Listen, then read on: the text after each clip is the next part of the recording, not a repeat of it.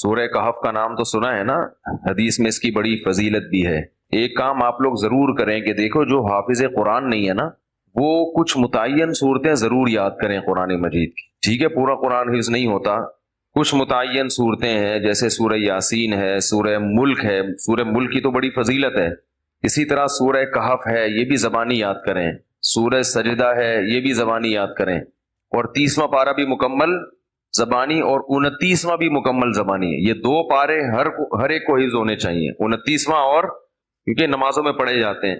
29واں 30واں مکمل یاد کر لیں، سورہ یاسین یاد کر لیں، سورہ ملک یاد کر لیں، اور سورہ کہف یاد کر لیں، سورہ سجدہ یاد کر لیں۔ سمجھ رہے ہیں؟ سورہ واقعہ یاد کر لیں، سورہ رحمان بھی یاد کر لیں، اگر سورہ رحمان یاد کرنا ذرا مشکل ہے، سورہ واقعہ یاد کر لیں۔ تو یہ چند صورتیں آپ یاد کریں گے نا، تو اس کا فائدہ کیا ہوگا کہ تہجد میں آپ لمبی نماز پڑھ سکتے ہیں۔ دیکھو سورہ کہف جمعے کے دن فضیلت ہے نا، تو وہ جمعے کی رات کو تہجد میں پڑھ لو سورہ کہف، فضیلت بھی حاصل ہو جائے گی اور نماز کا ثواب بھی مل جائے گا۔ تو جن لوگوں کو قرآن کا حصہ یاد نہیں ہوتا، وہ تہجد لمبی رکعتیں پڑھ ہی نہیں سکتے۔ وہ علم طرح سے بس پڑھتے رہیں گے، رکوع کریں گے پھر اٹھیں گے۔ تو وہ تہجد میں جو ہے نا، کچھ اپنا سینے میں اتنا قرآن محفوظ رکھنا چاہیے تاکہ کبھی انسان کی طبیعت میں نشاط ہوتا ہے، وہ لمبی نماز پڑھنا چاہتا ہے تو پڑھ سکے۔ وہ سمجھ رہے ہیں؟ 30واں پارہ ہے، ایک پارہ تہجد میں پڑھ لیں مکمل 30واں پارہ۔ تو یہ تھوڑا تھوڑا روزانہ قرآن مجید یاد کیا کریں۔ کیا ہو گیا بھائی؟ روزانہ آج سے عزم کریں کہ ہم روزانہ قرآن کا بے شک کچھ نہیں 4 لائنیں زبانی یاد کر لیں گے۔ ایک صفحے 15 لائنوں والا قرآن لے لیں، کیونکہ زیادہ تر حافظ میں نے دیکھے 15 لائنوں کے، ایک ہی ہمیشہ یاد۔ جب بھی قرآن حفظ کرنا ہے نا، تو ایک ہی جیسے قرآن سے حفظ کرنا ہے، ورنہ بہت کنفیوز ہو جائیں گے۔ بھائی قرآن جو چھپتے ہیں نا، ان میں کچھ 15 لائنوں والے ہوتے ہیں، کچھ 16 لائنوں والے ہوتے ہیں۔ کوئی سورت 15 لائنوں سے یاد کر لی، کوئی 16 سے، بہت کنفیوز ہو جائیں گے۔ پوری زندگی ایک جیسے قرآن سے ہی پھر پڑھا جاتا ہے۔ تو آج سے یہ ہمت کر لیں، جتنے لوگ فیس بک پہ بھی سن رہے ہیں، نیٹ پہ بھی سنیں گے، آپ لوگ بھی جو موجود ہیں، روزانہ قرآن کی 3-4 لائنیں زبانی یاد کرنی ہے، ان متعین صورتوں کی 3-4 زیادہ بوجھ نہ ڈالیں اپنے اوپر، ورنہ مایوسی ہو جاتی ہے۔ تو اس میں بڑی برکت ہوگی، 1-2 سال میں بہت ساری صورتیں یاد ہو چکی ہوں گی۔ میں نے جو قرآن مجید حفظ کیا ہے نا، تو میرا حفظ کرنے کا شروع میں ارادہ نہیں تھا، میرے پاس ٹائم ہی نہیں تھا۔ اللہ تعالیٰ میرے بڑے بھائی کو جزائے خیر دیں، وہ حافظ قرآن ہیں، ہم نے کسی الگ سے قاری سے نہیں پڑھا، اپنے بڑے بھائی سے ہی پڑھا ہے۔ تو وہ ہمیں روزانہ سب بہن بھائیوں کو لے کے صبح صبح بیٹھ جاتے تھے فجر کے بعد، اور ہمیں انہوں نے پڑھانا۔ قاعدہ تو میرے والد صاحب نے پڑھا دیا تھا، نورانی قاعدہ، اور کچھ دعائیں یاد کرا لی۔ باقی بڑے بھائی نے پھر قرآن پڑھانا شروع کیا۔ تو جب میرا قرآن ختم ہوا تو انہوں نے کہا کہ اب کچھ صورتیں یاد کر لو، تو مجھے سورہ کہف یاد کرا دی۔ تھوڑی صبح سے بیٹھتے تھے 15 منٹ 20 منٹ آدھا گھنٹہ روزانہ، باقی پھر اسکول جانا ہے، باقی کام ہوتا، بس روزانہ اتنی دیر بٹھاتے تھے۔ تو وہ روز تھوڑی تھوڑی صورتیں یاد کر کے بہت ساری صورتیں یاد ہو گئیں۔ تو پھر مجھے حفظ کرنے کا شوق پیدا ہو گیا کہ یار جب اتنی ہو گئی تو پورا یاد کرو قرآن۔ تو میں نے بہت تھوڑے سے عرصے میں طلب علمی کے دوران الحمدللہ حفظ مکمل کیا ہے، پڑھائی کے دوران۔ تو ایک دفعہ ذوق پیدا ہو جائے گا نا، تو پھر خود مزہ آئے گا، خود لطف آئے گا اس میں۔ تو سورہ کہف بھی مشہور صورت ہے جو پڑھی جاتی ہے۔ نبی صلی اللہ علیہ وسلم نے فرمایا جو سورہ کہف کی جمعے کو تلاوت کرے گا، جمعے کی رات کو بھی کر سکتے ہیں تلاوت، ایک روایت میں جمعے کی رات کا بھی تذکرہ ہے، تو آپ نے فرمایا کہ وہ دجال کے فتنے سے محفوظ رہے گا۔ کہف عربی میں کہتے ہیں غار کو۔ اس میں 2 بلکہ 3 واقعات ہیں، 2 تو بڑے ہی دلچسپ ہیں۔ پچھلی قوموں میں چند نوجوان تھے جو ایمان لے کر آئے، جو کیا کیا انہوں نے، لیکن جس ملک میں وہ رہتے تھے وہاں کا بادشاہ بڑا ظالم تھا، وہ ایمان والوں کو زندہ رہنے نہیں دیتا تھا۔ تو ان نوجوانوں نے مل کے یہ کہا کہ ہم یہاں رہ کر اپنے ایمان کی حفاظت نہیں کر سکتے، ایمان ظاہر کریں گے یہ ہمیں مار دیں گے، تو ہم اس ملک کو چھوڑ کر کہیں نکلتے ہیں۔ یہ بڑی قربانی ہوتی ہے اپنا ملک چھوڑ دینا اللہ کے لیے۔ ہمیں چھوڑنے کی ضرورت اس لیے نہیں ہے کہ ہم چھوڑ کے جائیں گے کہاں، یہ بڑا مسئلہ ہے نا۔ تو ہم یہیں رہ کے دین پر عمل کریں، اور الحمدللہ اللہ کا شکر ہے اتنا ہے کہ جو کرنا چاہے تو عمل کر سکتا ہے۔ تو انہوں نے کہا کہ اب ہم کیا کرتے ہیں، یہاں سے نکلتے ہیں۔ اب اللہ نے دیکھو ان کے ساتھ کیسی رحمت کا معاملہ کیا۔ اصل میں یہود و نصارہ اس واقعے کو جانتے تھے، تو وہ نبی کی نبوت کا امتحان لے کے لیے انہوں نے نبی سے یہ واقعہ پوچھا کہ اصحاب کہف کا کیا واقعہ ہے۔ یہود و نصارہ تو جانتے تھے، ان کی آسمانی کتابوں میں بھی تھا، تاریخ سے بھی نقل ہوتا چلا آ رہا تھا نا، بڑا دلچسپ واقعہ تھا، تو یہ چیزیں تو پھر سینہ بسینہ نقل ہوتی ہیں. لیکن یہ واقعات مشہور تھے مدینہ میں جہاں یہود و نصارہ رہتے تھے، اہل مکہ کو ان چیزوں کا علم نہیں تھا.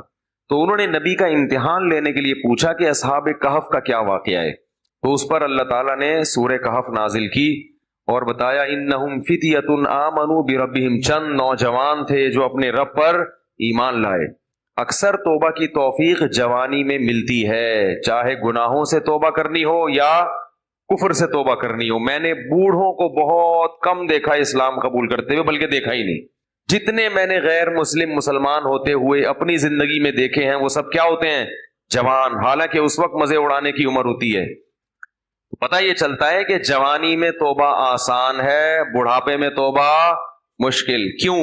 جوانی میں جیسے گناہوں کا جوش ہوتا ہے تو گناہ سے بچنے کا جذبہ بھی جوانی میں ہی پیدا ہوتا ہے، کیونکہ جوش کا ہونا ضروری ہے گناہ کے لیے بھی اور توبہ کے لیے بھی. کیا ہو گیا بھائی ایک آگ بھڑکتی ہو نا جسم میں، گناہ کی بھی آگ بھڑکتی ہے اور گناہ سے توبہ کے لیے بھی جذبہ چاہیے. بڑھاپے میں جذبات کیا ہو جاتے ہیں؟ ٹھنڈے. نہ گناہ کا وہ جذبہ رہتا ہے اور نہ گناہ سے توبہ کا وہ جذبہ رہتا ہے، لہذا نیوٹرل ہو جاتا ہے. بس جس حال میں جوانی گزاری اسی میں رہتا ہے. کہتا ہے چھوڑو اب کیا توبہ کرنی، بس آرام سے مجھے زندگی گزارنے دو، مرنے دو آرام سے، چاہے وہ کافر ہو یا گناہ گار ہو. اس لیے یہ نہیں کہ بڑھاپے میں توبہ قبول نہیں ہے، قبول تو بڑھاپے میں بھی ہے، مگر بڑھاپے میں توبہ کی توفیق ملتی نہیں ہے. تو اس لیے جوانی میں ہی توبہ کر لو، اور اسی سال کر لو، اور اسی رمضان میں کر لو، اور اسی اعتکاف میں کر لو، اور ابھی کر لو. شیطان کہے گا کل عید کے بعد کروں گا، پہلے 2-4 فلمیں دیکھوں گا عید کے بعد جو نئی ریلیز ہوں گی ہیں، اور پھر جو ساری مستیاں اپنی پوری کروں گا، نکالوں گا، مزے اڑاؤں گا، پھر کیا کروں گا؟ تسلی سے آخر میں توبہ کر لوں گا. جس نے یہ سوچ کے توبہ کو ڈیلے کیا، مؤخر کیا، اس سے بڑا بے وقوف دنیا میں کوئی نہیں ہے. ایسا نہیں ہوتا. کرنی ہے تو کرو ابھی. اللہ تعالیٰ توبہ کی توفیق دے. آج رات اٹھ کے نا اللہ سے خوب گڑ گڑا کے مانگے، اللہ جتنے گناہ تھے ہم نے چھوڑ دیے. بس ہمت کرو، ہمت کے بغیر دنیا میں کچھ بھی نہیں ہوتا. تو ان نوجوانوں نے کیا کہا بھائی؟ ہمت کرتے ہیں. فتیہ، قرآن کیا کہہ رہے ہیں؟ نوجوان تھے. فتن کی جمع فتیہ آتی ہے. تو انہوں نے کہا کہ بھائی وَإِذِ اعْتَزَلْتُمُوهُمْ وَمَا يَعْبُدُونَ إِلَّا اللَّهَ فَأْوُوا إِلَى الْكَهْفِ، چلو یہاں سے بھاگ کے کسی غار میں پناہ لیتے ہیں، وہاں جا کے سوچیں گے کہ کل کرنا کیا ہے، اگلا پلان کیا. ابھی تو یہاں سے نکلو، یہاں رہ کے کچھ نہیں ہو سکتا. انہیں کیا پتا تھا کہ ان کی اس قربانی پر اللہ ان کو کیسا نوازنے والا ہے. اللہ بڑا شکور ہے. اللہ کا ایک نام ہے شکور. شکور پتہ ہے کسے کہتے ہیں؟ قدردان. آپ تھوڑا کریں اور وہ نوازے بہت زیادہ، اس کو شکور کہتے ہیں. تھوڑی قربانی آپ دو گے مگر وہ نوازے گا بہت زیادہ. اللہ ایسا کرتے ہیں. تو یہ نوجوان نکل کے گئے ہیں اور انہوں نے غار میں کیا کی؟ پناہ لی. وہاں بیٹھ چلے گئے ہیں، نیند آ گئی، سو گئے. ساتھ ان کا کتا بھی تھا. حفاظت کے لیے کتا رکھنا بولو بھائی جائز، بلا وجہ کتا رکھنا حرام ہے. نبی نے فرمایا جس نے بلا وجہ کتا رکھا روزانہ 1 قیرات اس کی نیکیاں کم ہوتی رہیں گی. ایک قیرات پہاڑ کے برابر ہوتا ہے.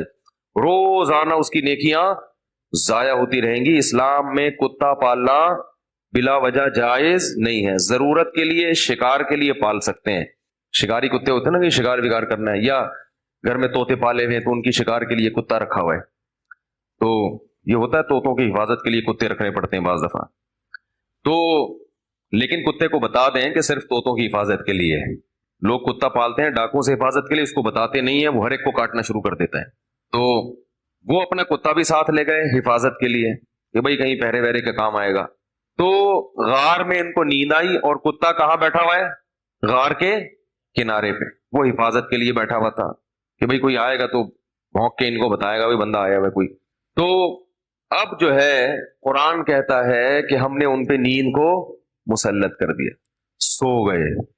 وَلَبِثُوا فِي كَهْفِهِمْ 300 سِنِينَ وَازْدَادُوا 9 309 سال سوئے ہیں.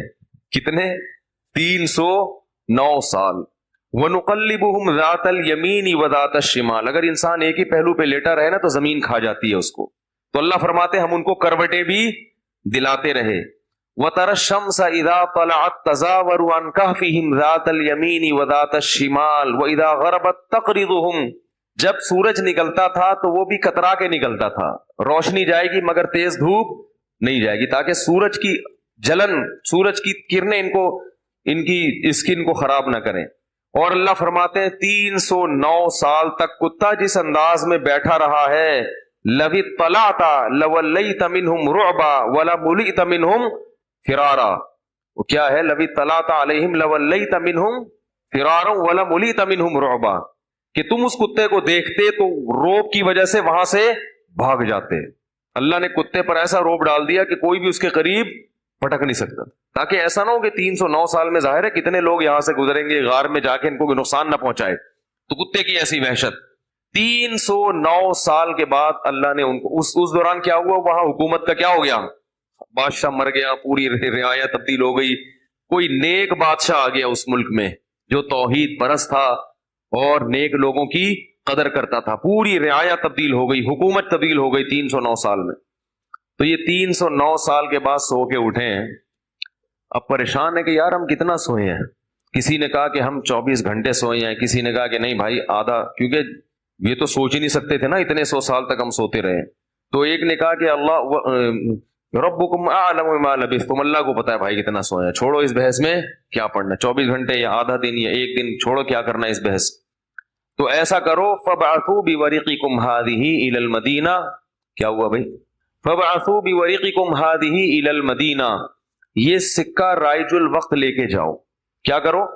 سکہ رائج الوقت. یہ رائج الوقت میں خود لگا رہا ہوں کیونکہ آج کسی کا نکاح پڑا ہے نا جمعے میں، اس میں لکھا تھا 1,00,000 روپے سکہ رائج الوقت. تو یہ پرانی اصطلاحات پتہ نہیں لوگ کیوں استعمال کرتے ہیں بھائی. تو رائج الوقت ہی ہے اور کیا ہوگا. بیوی رائج الوقت ہے، دولہا رائج الوقت چل رہا ہے، تو سکہ بھی کون سا ہوگا؟ رائج الوقت ہی ہوگا. تو انہوں نے کہا کہ یہ سکے لے کے جاؤ، کرنسی لے کے جاؤ. فَلْيَنْظُرْ أَيُّهَا أَزْكَىٰ طَعَامًا، اور دیکھ کر آؤ کون سا پاکیزہ کھانا ہے، کیونکہ غیر مسلم ریاست ہے، حلال ملنا، اس سے پتہ چلتا ہے کہ غیر مسلم اسٹیٹ میں رہنا بڑا مشکل کام ہے. لوگ یورپ امریکہ میں جا کے جو آئے کھا لیتے، کہتے بسم اللہ پڑھ کے کھا لو، یہاں کیا حلال حرام، اتنا مشکل کام ہے. نہیں، آپ کو تحقیق کرنی پڑے گی. غیر مسلم ملک میں گوشت کھانا آپ کے لیے حلال نہیں ہے جب تک کہ یقین نہ ہو کہ یہ حلال طریقے سے ذبح کیا گیا ہے. اور محض حلال کا ٹھپا کافی بولو یار نہیں ہے. کہتے اس پہ حلال کا ٹھپا لگا. حلال کا ٹھپا لگانے میں کتنے ٹائم لگتا ہے. لوگوں نے مہریں بنا کے رکھی ہوئی، حلال لکھا ہوا ہے، ہر چیز پہ سور پہ بھی ٹھپا لگا رہے ہیں حلال. جو چیز آ رہی ہے اس پہ کیا لگا دیتے ہیں؟ حلال کا ٹھپا.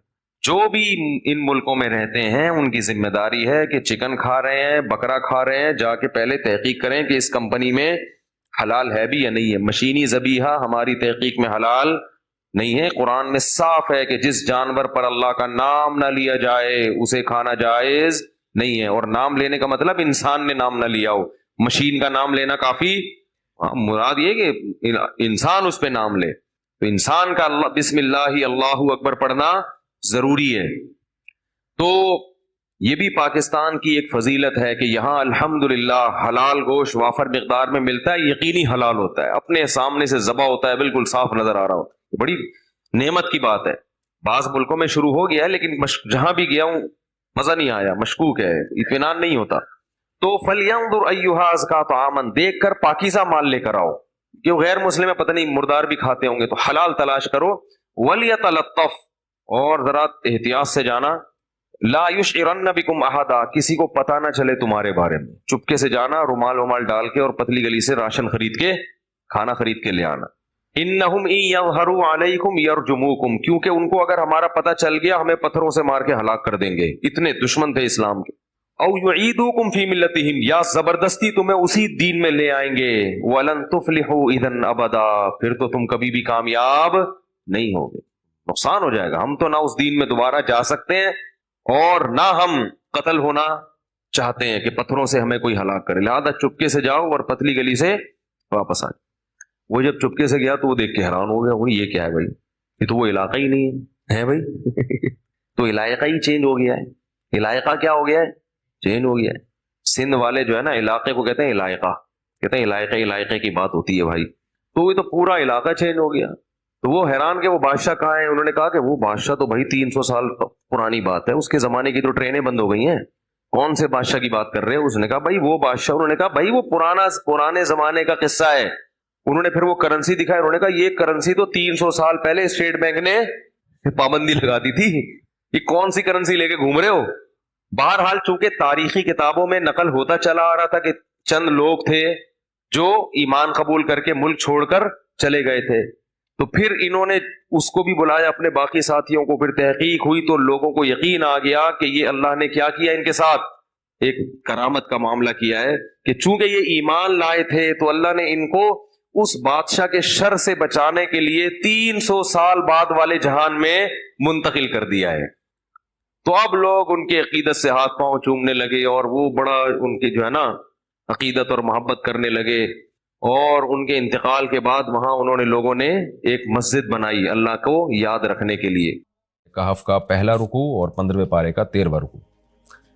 یہ سورہ کہف ہے, اس کی بڑی فضیلت ہے. حدیث میں رسول اللہ صلی اللہ علیہ وسلم نے ارشاد فرمایا کہ جو جمعے کے دن سورہ کہف کی تلاوت کرتا ہے اللہ اسے دجال کے فتنے سے محفوظ رکھتے ہیں. اس کی وجہ کیا ہے کہ دجال کے فتنے میں اور اس میں کیا مناسبت ہے, اس پہ علماء نے بہت کچھ کہا ہے, تو یقینی طور پر اس حکمت کو بیان نہیں کیا جا سکتا, لیکن بہرحال اس کے مضامین ایسے ہیں کہ انسان کو اس سے ایمان میں تقویت ملتی ہے. اور بڑی بات یہ ہے کہ رسول اللہ صلی اللہ علیہ وسلم نے جب کسی چیز کے بارے میں ہمیں بتا دیا تو پھر ہمیں اس کی حکمت سمجھ میں نہ بھی آئے تو ہمیں بس اس پر ایمان لانا چاہیے. تو دجال کے فتنے سے بچنے کے لیے اگر کوئی جمعے کے دن اس کا اہتمام کرتا ہے تو انشاءاللہ اس کو فائدہ ہوگا. دجال کے فتنے سے بچنے میں سرسری غور سے ایک بڑی حکمت یہ معلوم ہوتی ہے کہ اللہ تعالیٰ نے بڑے بڑے قدرت کے اپنے نمونے دنیا میں دکھائے ہیں. جیسے اس میں خضر علیہ السلام کا واقعہ آئے گا, اصحاب کہف کا واقعہ, ذوالقرنین کا واقعہ, کہ کیسی اللہ نے ان کے ہاتھوں پہ اپنی قدرت کو ظاہر کیا. تو یہ اللہ تعالیٰ کے مختلف کام ہیں. یاجوج ماجوج کا تذکرہ بھی آئے گا اس میں. تو اس میں ہمیں پتہ چلتا ہے کہ اللہ کی قدرتوں میں بہت بڑی بڑی قدرتیں, اللہ مخلوق سے بھی بعض دفعہ بڑے بڑے کام لے لیتے ہیں. تو دجال بھی اللہ کی ایک مخلوق ہوگا, تو وہ اگر بڑے بڑے محیر العقول کام دکھا رہا ہے تو یہ اس کی علامت نہیں ہوگی کہ یہ خدا ہے. جیسے ذوالقرنین سے اللہ نے بڑا کام لیا تو وہ خدا تھوڑی بن گئے, اور خضر علیہ السلام کے ذریعے اللہ نے مردے کو زندہ ایک جو ہے نا وہ دیوار کو سیدھا کروا دیا اور تختہ جڑوا دیا, اور کچھ انہوں نے اللہ کے بتانے سے غیب کی خبریں بتا دیں, تو اس سے وہ خدا تو نہیں بن گئے. اور جو اس طرح اصحاب کہف کئی سو یعنی 300 سال تک غار میں سوتے رہے تو اس سے وہ خدا نہیں بن گئے. تو ایسے ہی دجال کے جب ہم محیر العقول واقعات دیکھیں گے تو یہ اس کی علامت نہیں ہے کہ یہ خدا ہے, بلکہ اللہ کی مخلوق ہے. تو اللہ تعالیٰ نے جیسے پچھلے پیغمبروں میں ایسے واقعات رونما ہوئے اور مقصد لوگوں کی آزمائش تھا, تو دجال بھی لوگوں کی آزمائش ہی کے لیے آئے گا. اور بہت ساری حکمتیں ہیں جو علماء نے بیان کی ہیں. اچھا, یہ جو جمعے کے دن سورہ کہف پڑھنے کی فضیلت ہے, تو یہ جمعے کی رات کو اگر کوئی پڑھ لے تو بھی یہ فضیلت حاصل ہو جائے گی. تو کیونکہ روایات میں جمعے کی رات کا بھی تذکرہ ملتا ہے اور جمعے کا بھی تذکرہ ملتا ہے. الحمدللہ الذی, تمام تعریفیں اس اللہ کے لیے ہیں, انزل علی عبدہ الکتاب, جس نے اپنے بندے پر کتاب کو نازل کیا, ولم یجعل لہ عوجا, اور اس کتاب میں اس نے کوئی کجی نہیں رکھی. یہ قرآن کا کمال ہے. آپ الحمد سے لے کے والناس تک پڑھیں, 2 اور 2 4 کی طرح اس کی آیتیں اور اس کے مضامین سمجھ میں آتے ہیں. قرآن کے علاوہ کوئی بھی مذہبی کتاب آپ پڑھ لینا تو آپ کو سمجھ میں نہیں آئے گی کہ یہ کیا کہا جا رہا ہے اس میں, اور وہ باتیں نیچر کو اپیل بھی نہیں کریں گی, اور انسان وسوسوں کا شکار ہو جائے گا اور مصیبت میں پڑ جائے گا. لیکن قرآن کے دعوے کتنے واضح ہیں, اور دعووں میں تناقض نہیں ہے. قرآن نے کہا خدا ایک ہے, ہر جگہ یہی کہا کہ ایک ہے.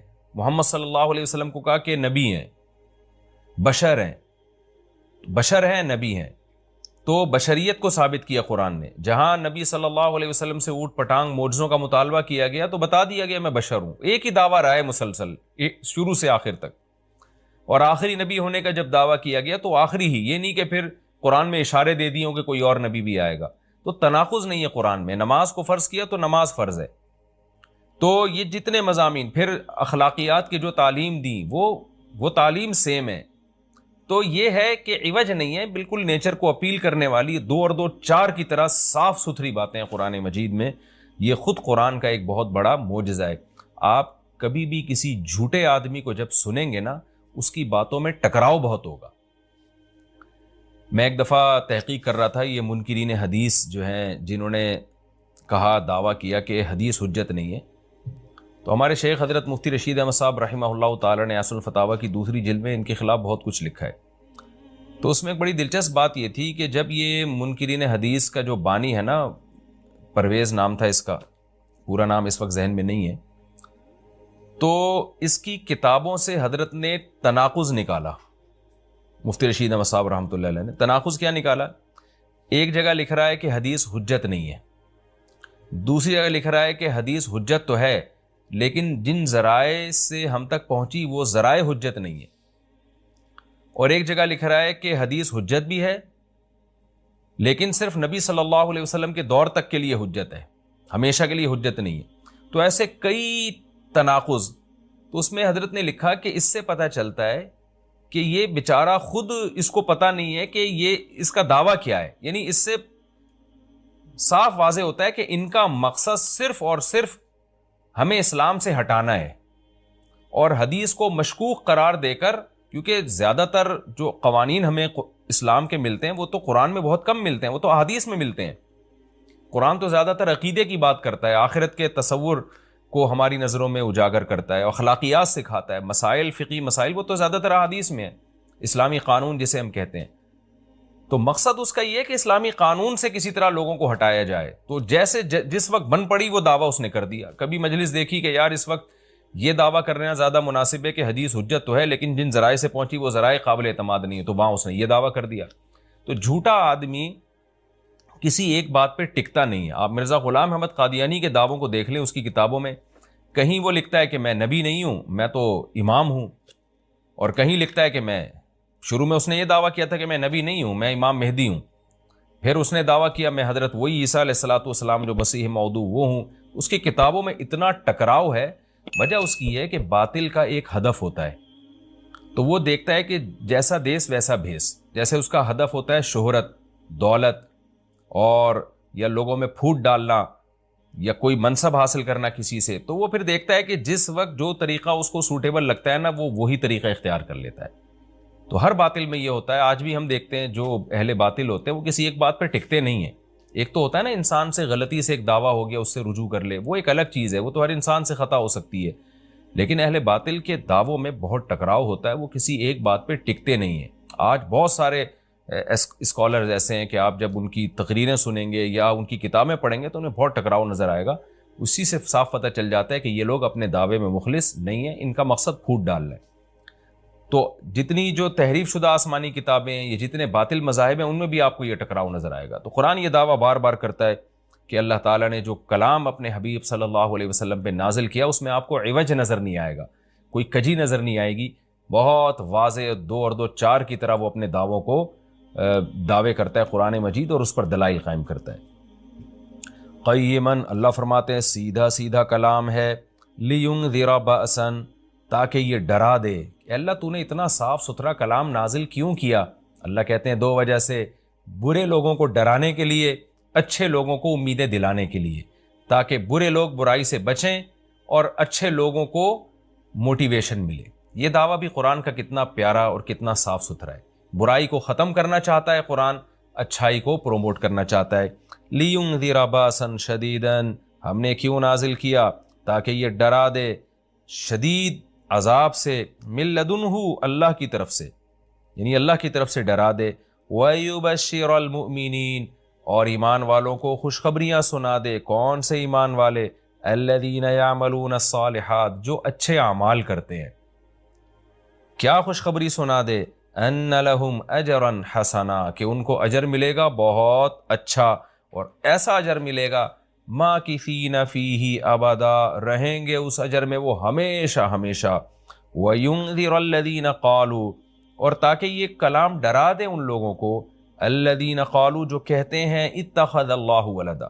اللہ نے ڈرانے کا ذکر 2 دفعہ کیا, اس لیے کہ ایک تو عام لوگ جو برے ہوتے ہیں ان کو ڈرا دے, اور مشرکین میں خاص طور پر یہ برائی تھی کہ یہود و نصارہ کی باتوں میں آ کے اللہ کے لیے اولاد ٹھہرا لیا کرتے تھے. وہ فرشتوں کو بیٹیاں کہہ دیا, یا عیسائیوں کی باتوں میں آ کے اللہ کے لیے اولاد ٹھہرا دی، تو اس لیے اللہ نے خاص طور پر ان مشرکین اور ان کافروں کا ذکر کیا جو نبی صلی اللہ علیہ وسلم کے دور میں اللہ کے لیے اولاد ٹھہراتے تھے، کہ اللہ ان کو بھی ڈرا دیا جائے۔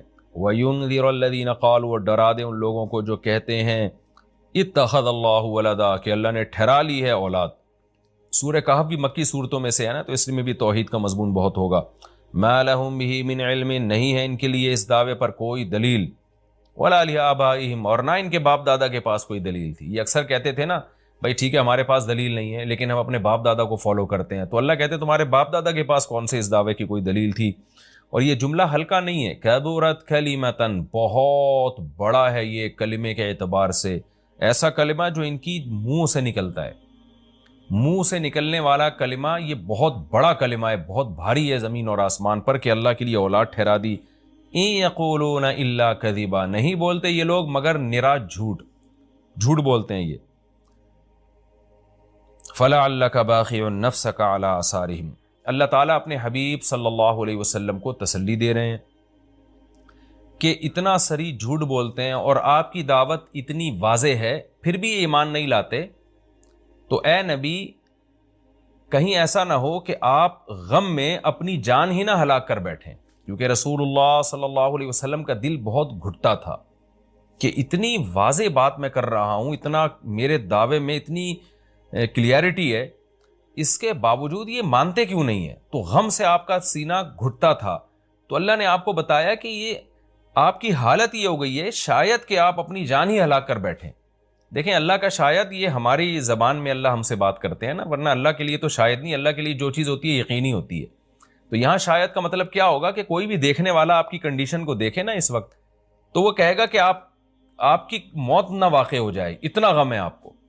تو مقصد ہے غم کی شدت کو بیان کرنا۔ تو اللہ فرماتے ہیں شاید کہ آپ اپنی جان ہی ہلاک کر بیٹھیں ان کے پیچھے، یعنی ان کے غم میں، اگر یہ لوگ اس قرآن پر ایمان نہ لے کر آئے، اسفا، افسوس اور غم میں آپ کی جان ہی کہیں آپ ہلاک نہ کر بیٹھیں۔ پھر آگے اللہ بتا رہے ہیں کہ یہ ایمان کیوں نہیں لے کر آتے۔ آپ غم نہ کریں، آپ کی دعوت میں کوئی کمی نہیں، آپ کے دلائل میں کوئی کمی نہیں، ایمان نہ لانے کی وجہ ہم بتاتے ہیں کیا ہے۔ کچھ لوگ لائیں گے، کچھ نہیں لے کر آئیں گے، وجہ کیا ہے وہ ہم بتا رہے ہیں اگلی آیت میں، انا جعلنا ما علی الارض، ہم نے بنایا ہے ہر اس چیز کو جو زمین کے اوپر ہے، زینت اللہ، زمین کے لیے، یعنی زمین والوں کے لیے زینت، اٹریکٹیو بنایا ہم نے۔ زمین اجڑی ہوئی ہوتی، کسی کا دل ہی نہ لگتا زمین میں، تو سارے آخرت ہی کی فکر میں لگ جاتے، لیکن زمین میں اٹریکشن ایسی پیدا کر دی ہے کہ یہ اللہ سے غافل کرتی ہے، حق سے دور کرتی ہے۔ ہر آدمی اس زمین کی زینت کو حاصل کرنے کی کوشش کرتا ہے۔ زینت وہ چیز ما یتزین، جو مزین ہوتی ہے اور جس کی طرف انسان کی اٹریکشن ہوتی ہے، چاہے حقیقت میں وہ اٹریکشن کے قابل ہو یا نہ ہو۔ جیسے گندگی کا ڈھیر ہے، اٹریکشن نہیں ہوتی، لیکن آپ نے اس کے اوپر ایک خوبصورت ململ کا کپڑا ڈال کے خوشبو چھڑک دی تو اب وہ دیکھنے میں بھلی لگنے لگے گی۔ تو جو چیز دیکھنے میں بھلی لگتی ہے اس کو مزین کہا جاتا ہے، چاہے حقیقت میں ہو یا نہ ہو۔ تو اللہ نے کہا کہ ہم حقیقت میں زمین اچھی ہے یا نہیں ہے یہ لوگ اس کو نہیں دیکھتے، بس اٹریکٹیو ہے اس کو دیکھتے ہیں، کہ اس کا یہ اٹریکٹ کرتی ہے اپنی طرف۔ حقیقت میں دیکھا جائے تو مسافر خانہ ہے نا، کتنی بھی مل جائے تو ختم ہونے والی ہے، تو فنا ہونے والی چیزوں سے کون دل بہلاتا ہے؟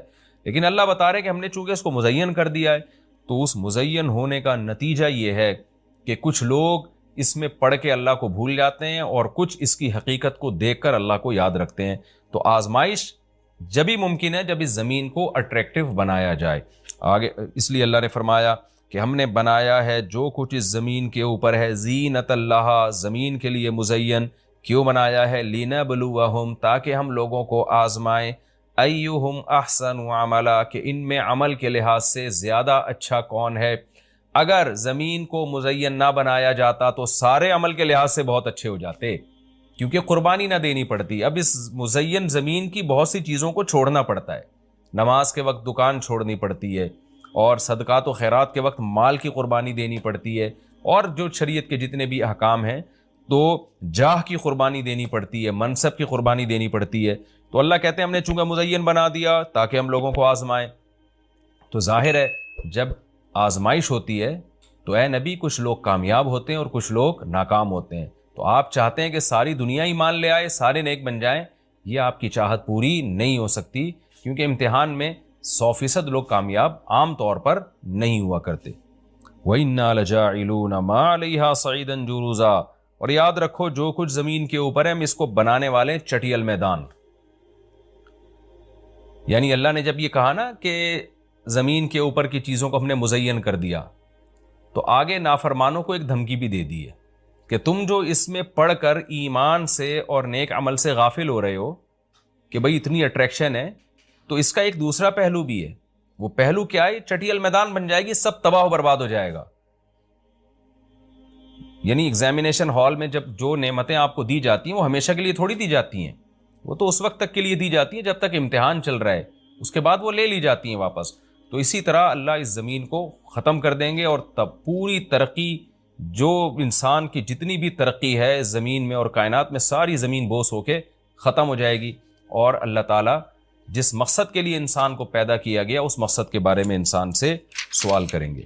ام حسبت ان اصحاب الکہف والرقیم، قرآن نے یہ کچھ تمہید بیان کی کہ یہ دنیا آزمائش کے لیے اور سب کچھ ختم ہو جائے گا، جو قرآن کا اصل مقصود ہے۔ اب قرآن ایک واقعے کی طرف آتا ہے۔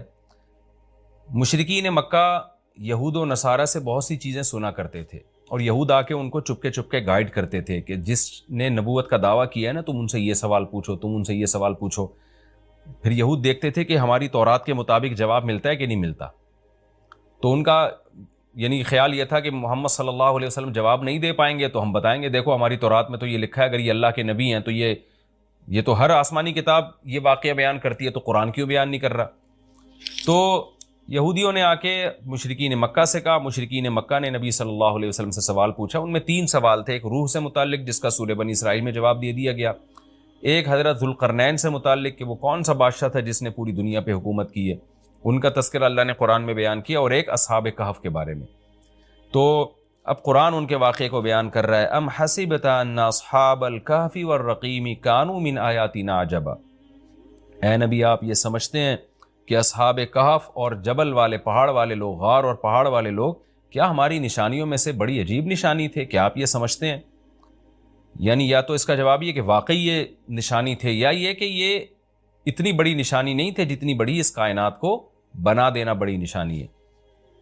اذ اول فتیتو، اللہ نے اس واقعے کو بیان کیا، اس وقت کو یاد کرو جب چند نوجوانوں نے ٹھکانہ پکڑا الی الکہف، ایک بڑے غار کی طرف، فقالو، پھر کہنے لگے۔ اب دیکھیں قرآن جب واقعہ بیان کرتا ہے نا، تو سوال تو مشرکین نے اصحاب کہف کا پوچھا تھا، بتا دیا جاتا بھئی ایک زمانے میں اصحاب کہف تھے، جو مشرک بادشاہ تھا جس کے ظلم سے تنگ آ کے وہ علاقہ چھوڑ کے چلے گئے، اور 300 سال غار میں رہے، اور پھر 300 سال کے بعد واپس آئے، اور لوگوں نے پھر بڑی عقیدت کی، محبت کی، بس اتنا کافی تھا۔ لیکن قرآن واقعہ اس انداز سے بیان کرتا ہے کہ اس میں اسباق ملنا شروع ہو جائے، ہمیں اس میں اسباق ملنا شروع ہو جائیں۔ اب دیکھیں شروع کیسے کیا جا رہا ہے۔ کیا تم یہ سمجھتے ہو کہ اصحاب کہف کا واقعہ کوئی عجیب واقعہ ہے؟ یعنی اللہ کے لیے تو کوئی عجیب نہیں ہے، یعنی انسانوں پر گویا اللہ تعجب کر رہے ہیں کہ اس واقعے کو تم عجیب سمجھ رہے ہو، اور اس سے بڑے عجیب عجیب کام جو ہم نے کر دیے، پانی کے قطرے سے انسان کو بنا دیا، اور اتنا بڑا نظام بنا دیا ہم نے کائنات کا، اس کو عجیب نہیں سمجھ رہے۔ تو یہ انسان کی بھی عقل ہے نا کہ ایک واقعہ عجیب و غریب ہو جائے تو اس پہ حیران ہو رہا ہوتا ہے، اور وہ پوری کائنات بن گئی اور انسان کا پانی سے وجود میں آ جانا، چونکہ یہ ہم اس کے عادی ہو چکے ہیں یہ منظر دیکھنے کے، تو یہ ہمارے نظر میں عجیب نہیں رہا، ورنہ حقیقت میں تو اس سے زیادہ عجیب کام اللہ کر چکا ہے۔ تو ایک تو سبق اللہ نے ہمیں یہ بتایا اس واقعے میں کہ یہ واقعہ اتنا عجیب نہیں جتنا اللہ کے دوسرے کام زیادہ عجیب ہیں۔ تو قرآن واقعہ بیان کرتا ہے اس انداز سے تاکہ ہمیں اس سے اسباق ملیں۔ اذ اول فتیۃ الی الکہف، نوجوانوں نے غار میں پناہ لی، فقالوا ربنا، اور کیا کہنے لگے، اے ہمارے رب، آتنا من لدنک رحمہ، تو دے ہمیں اپنی طرف سے رحمت، اور حیئ لنا من امرنا رشدا، ہمارے معاملے میں کوئی رشد کا انتظام کر دے، یعنی درستگی کا انتظام کر دے۔ اس میں کیا سبق ملتا ہے کہ جو مشرک بادشاہ تھا، کافر بادشاہ تھا، چند نوجوان اسلام لے کر آئے، اللہ کے برحق دین کو قبول کیا، ان کو یہ یقین تھا کہ ہم اس علاقے میں رہ کر اپنے دین اور مذہب پہ قائم نہیں رہ سکتے، لہذا انہوں نے ارادہ کیا ہم ہجرت کرتے ہیں۔ تو اب ہجرت کر کے جائیں کہاں؟ تو اللہ سے دعائیں مانگ رہے ہیں۔ اس سے کیا پتہ چلتا ہے کہ جب آپ کے لیے کسی علاقے میں رہ کر دین پر چلنا ناممکن ہو تو آپ پر لازم ہے کہ آپ اس علاقے کو چھوڑیں، ایک بات۔ نمبر 2، چھوڑ کر آپ اللہ پہ اعتماد اور توکل کریں کہ جس اللہ نے مجھے یہاں کھلایا وہ کہیں اور بھی کھلا سکتا ہے۔ نمبر 3، اللہ سے 2 قسم کی دعائیں مانگیں۔ نمبر 1، اے اللہ تو میرے لیے رحمت کا انتظام کر دے، یعنی اپنا رحم کر تاکہ تیری رحم کی وجہ سے ہمارے لیے معاملات آسان ہو جائیں۔ نمبر 2، تو ہمیں گائیڈ کر، حی لنا من امرنا رشدہ کا مطلب سیدھا راہ دکھا، ہمیں بتا کہ ہم نے جانا کہاں ہے، کس ملک میں اسٹے کرنا ہے، سفر کیسے کرنا ہے۔ یہ بالکل ایسے ہی ہے جیسے موسیٰ علیہ الصلاۃ والسلام سے غلطی سے قتل ہو گیا، تو اب مدین سے جب نکلنا تھا، مصر سے جب نکلنا تھا تو راستہ معلوم نہیں تھا، تو وہاں بھی اللہ تعالیٰ سے آپ موسیٰ علیہ السلام نے دعا مانگی کہ وَلَمَّا تَوَجَّهَ تِلْقَاءَ مَدْيَنَ قَالَ عَسَىٰ رَبِّي أَن يَهْدِيَنِي سَوَاءَ السَّبِيلِ، مجھے امید ہے میرے رب مجھے سیدھا راستہ دکھائے گا۔ تو جب انسان کو راستے معلوم نہ ہو، گائیڈنس نہ مل رہی ہو کہ جانا کہاں ہے، کہاں اسٹے کرنا ہے، تو ایسے موقع پہ اللہ سے سیدھے راستے کی دعا مانگنی چاہیے۔ تو یہاں بھی انہوں نے دعا مانگی کہ اللہ تو ہمارے لیے رحمت کا انتظام کر دے اور ہمارے لیے ہمیں گائیڈ کر دے کہ ہم نے جانا کہاں ہے، کہاں اسٹے کرنا ہے۔ تو قرآن کہتا ہے ہم نے ان کی دعا کو قبول کی، فَضَرَبْنَا عَلَىٰ آذَانِهِمْ، رحمت کا انتظام کیسے ہوا کہ ہم نے غار کے اندر گئے، ان کے کتے کو ساتھ لے کر غار کے اندر گئے، اور وہاں انہوں نے کہا کہ فی الحال ہم یہاں لوگوں سے چھپ جائیں، کسی طریقے سے پناہ میں آ جائیں، پھر دیکھیں گے جی اٹھ کے ہم نے جانا کہاں ہے۔ تو قتل کے خوف سے نکلیں اور غار میں جا کے آرام کیا، تو اللہ کہتے ہیں ہم نے ان کے کانوں پہ پردہ ڈال دیا، سلا دیا گہری نیند، سنین عددا، کئی سال تک، ثم بعثناہم، پھر ہم نے ان کو جگایا، لنعلم ای الحزبین، تاکہ ہم دیکھیں، جس کا نتیجہ یہ نکلا کہ ہم یہ دیکھنا چاہتے تھے ان دونوں میں سے کون سا فریق ایسا ہے احصیٰ لما لبثوا امدا، جو مدت کے اعتبار سے زیادہ کاؤنٹ کرنے والا ہے اس مدت کو، لما لبثوا، جس مدت تک یہ لوگ ٹھہرے۔ یعنی اللہ تعالیٰ بھی گویا ان کو دیکھ کے خوش ہو رہے ہیں کہ دیکھیں ان کے آپس میں تبصرے کیا ہوتے ہیں، کیونکہ کسی کے ساتھ ایسا کبھی نہیں ہوا۔ تو اب جب یہ اٹھیں گے تو اللہ کی گویا کہ اللہ تعالیٰ بھی ان کی بات کو دیکھ کرنا ایک خوش ہو رہے ہیں ان کو دیکھ کے کہ دیکھو میں یہ باتیں آپس میں کیا کرتے ہیں۔ تو کسی نے کیا کہا، کسی نے کیا کہا، یہ سارا تذکرہ آگے آئے گا، یہ واقعہ آگے بھی چلے گا، اور انشاءاللہ اس کی تفصیل اگلے رکوع میں زیادہ آئے گی۔ ہمارا یہ رکوع الحمدللہ کمپلیٹ ہو گیا اور وقت بھی تقریباً کمپلیٹ ہی ہونے والا ہے ہمارا۔ تو پچھلے رکوع میں اللہ تعالیٰ نے اصحاب کہف کے واقعے کی تمہید بیان کی تھی، مختصر بیان کیا تھا، اب اس کی تفصیل بیان ہو رہی ہے۔ نحن نقص علیک نبأہم بالحق، اے نبی ہم آپ کو بیان کرتے ہیں ان کا واقعہ حق کے ساتھ۔ حق کے ساتھ کا اس لیے بیان کیا گیا، حق کا لفظ اس لیے بڑھایا گیا کہ ایک تاریخی واقعہ تھا، اور آپ کو پتہ ہے جب تاریخی واقعہ لوگ نقل کرتے ہیں تو بہت کچھ اس میں کمی بیشی کر دیتے ہیں، کچھ اپنی طرف سے اضافے کر دیتے ہیں، کچھ اپنی طرف سے کمیاں کر دیتے ہیں۔ تو واقعہ کی جو اصل بات ہے وہ تو درست ہوتی ہے، لیکن اس میں جو ایڈیشن ہوتی ہے وہ غلط ہوتی ہے۔ تو اس لیے قرآن کہہ رہا ہے کہ آپ لوگوں کو مت دیکھیں، ہم آپ کو ٹھیک بیان کرتے ہیں، جتنا قرآن بیان کرے گا وہ 100% مستند ہوگا، باقی جو لوگوں میں مشہور ہے ان میں کچھ صحیح ہوں گی، کچھ باتیں غلط ہوں گی۔ اس لیے اللہ نے فرمایا کہ ہم ٹھیک طور پر آپ کے سامنے بیان کرتے ہیں۔ وہ واقعہ کیا ہے؟ انہم فتیۃ آمنوا بربہم، یہ چند نوجوان تھے۔ چند کا ترجمہ میں نے کیوں کیا، بار بار بتاتا ہوں کہ یہ جو تنوین ہے نا، تنوین اس کا مطلب ہے چند، اور ویسے بھی فتیۃ یہ جمع قلت ہے، افعل، افعال، فعلۃ، افعلۃ، یہ 4 اوزان وزن عربی میں جمع قلت کے لیے استعمال ہوتے ہیں۔ تو جو بھی اس وزن پر ہوگا، جیسے فتیۃ فعلۃ کے وزن پر ہے، تو انہم فتیۃ یہ چند نوجوان تھے، آمنوا بربہم جو اپنے رب پر ایمان لے آئے۔ اس واقعے کا خلاصہ یہ ہے کہ حضرت عیسیٰ علیہ السلام راجح قول کے مطابق، یقینی طور پر تو 100% یقینی بات کسی مفسر نے نہیں کہی ہے، لیکن جو مورخین سے مفسرین نے جو واقعات لیے ہیں، اہل کتاب سے جو لیے ہیں، اس کے مطابق دیکھا جائے تو حضرت عیسیٰ علیہ السلام کے دین کے پیروکار تھے یہ لوگ، اور کہا جاتا ہے کہ حضرت عیسیٰ علیہ السلام کے 250 سال کے بعد کا زمانہ ہے ان کا، 250 سال۔ تو اس وقت کوئی ظالم بادشاہ کی حکومت تھی۔ اچھا، حضرت عیسیٰ کے دین کے پیروکار تھے، تو اس پر ایک اشکال یہ ہوتا ہے کہ یہ سوال تو یہودیوں نے کیا تھا، یعنی مشرکین کو یہ سوال یہودیوں نے سمجھایا تھا کہ تم نبی صلی اللہ علیہ وسلم سے 3 سوال پوچھنا، ذوالقرنین کے بارے میں پوچھنا اور روح کے بارے میں پوچھنا اور اصحاب کہف کے بارے میں پوچھنا۔ تو جبکہ یہود کا زمانہ تو حضرت عیسیٰ کے دور سے پہلے، اور یہود تو پھر ان کو ایمان والے نہیں مانیں گے، کیونکہ عیسیٰ علیہ السلام کے فالوورز کو یہودی ایمان والا نہیں کہتے تھے۔ تو اس لیے مجھے اس پر واقعی ایک اشکال ہے جس کا میرے علم میں ابھی مجھے اس کے جواب کہیں ملا نہیں ہے۔ تو صحیح بات یہی معلوم ہوتی ہے کہ یہ جو یہودیوں نے، یہ جو مفسرین نے ذکر کیا نا کہ یہود نے یہ سوال پوچھا تھا، تو یہ بھی ایک رائے ہے مفسرین کی۔ عین ممکن ہے اہل کتاب نے پوچھا ہو، تو اہل کتاب میں عیسائی بھی آتے ہیں، تو سوال اہل کتاب نے پوچھا ہو لیکن بعض حضرات نے یہود کی طرف منسوب کر دیا ہو، کیونکہ یہود جو تھے زیادہ تر یہود ہی سوال پوچھا کرتے تھے۔ تو اس لیے، اور دوسرا اس بات کا بھی امکان ہے کہ ہو سکتا ہے یہ دین موسوی کے پیروکار ہوں، کیونکہ یہ تو تاریخی چیز ہے نا کہ حضرت عیسیٰ کے دین کے پیروکار تھے۔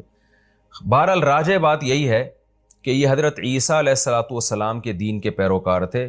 حضرت عیسیٰ علیہ السلام کے آسمانوں پر اٹھائے جانے کے 250 سال کے بعد کا زمانہ ہے کسی بادشاہ کا، جو بڑا ظالم بادشاہ تھا، جو بت پرستی جس نے پھیلا دی تھی پوری سلطنت میں۔ تو ان لوگوں کو اللہ نے توحید پر قائم رہنے کی توفیق عطا فرمائی، دین عیسوی یعنی حضرت عیسیٰ علیہ السلام کے دین کو فالو کرنے کی توفیق عطا فرمائی۔ تو انہوں نے دیکھا کہ چاروں طرف شرک پھیل رہا ہے، تو ہم اپنے دین کو محفوظ نہیں رکھ سکتے، لوگ ہمیں زبردستی یا تو اسی کفر کی دنیا میں لے کے جائیں گے یا ہمیں قتل کر دیں گے۔ تو ایسی صورت میں ہمیں اس علاقے کو اللہ کی رضا کے لیے چھوڑ دینا چاہیے۔ تو اللہ پہ توکل کر کے یہ نکلے اور پھر غار میں داخل ہوئے تاکہ کچھ وقت وہاں گزاریں اور وہاں مشورہ کریں کہ ہم نے یہاں سے کہاں جانا ہے، یہ زندگی اسی غار میں ہی گزار دیں، ہمیشہ کے لیے اللہ کی عبادت کریں۔ لیکن اللہ نے وہاں ان کو گہری نیند سلا دیا، اور 309 سال کے بعد یہ جاگے ہیں، تو وہ علاقہ تبدیل ہو چکا تھا، وہاں جو ظالم بادشاہ کی حکومت ختم ہو چکی تھی۔ اب 309 سال کا زمانہ اگر دیکھا جائے تو حضرت عیسیٰ علیہ السلام کے بعد 250 سال یہ اور 300 سال وہ، تو 550 سال، یعنی حضرت عیسیٰ کے 550 سال کے بعد یہ بیدار ہوئے ہیں۔ اور نبی صلی اللہ علیہ وسلم کی جو ولادت ہوئی ہے وہ 570 عیسوی کے آس پاس ہوئی ہے، یعنی یقینی طور پر تو نہیں کہا جا سکتا، 2-4 سال آگے پیچھے ہو سکتے ہیں اس میں۔ تو یہ جو کہا جاتا ہے نا 570 عیسوی میں، یہ 100% یقینی نہیں ہے، 2-4 سال اس میں اوپر نیچے ہو سکتے ہیں۔ تو اس سے یعنی بعض مفسرین اس طرف گئے ہیں کہ ان کا زمانہ رسول اللہ صلی اللہ علیہ وسلم کی پیدائش سے 20 سال پہلے کا زمانہ ہے، یعنی نبی صلی اللہ علیہ وسلم کے دور سے 20 سال پہلے یہ جو ہے وہ غار سے نکلے ہیں، اور پھر جو واقعہ آگے قرآن نے بیان کیا جو ہم انشاءاللہ تفسیر میں پڑھیں گے۔ تو یہ نبی صلی اللہ علیہ وسلم کے دور کے بہت قریبی واقعہ ہے، لیکن چونکہ وقت مشہور ہو گیا تھا تو لوگوں کی زبان پر عام ہو گیا تھا، اس لیے لوگ آپ سے، یعنی اہل کتاب کی زبان پر عام ہو گیا تھا، خاص طور پر مشرکین تو اس سے نابلد تھے۔ اب یہ ہوا کس جگہ پر ہے، یعنی کس جگہ یہ واقعہ ہوا ہے، اس کے بارے میں بھی کوئی یقینی بات ہمارے علم میں نہیں ہے، کیونکہ اس کے بارے میں جو تاریخی کتابیں ہیں ان میں ٹکراؤ بہت ہے۔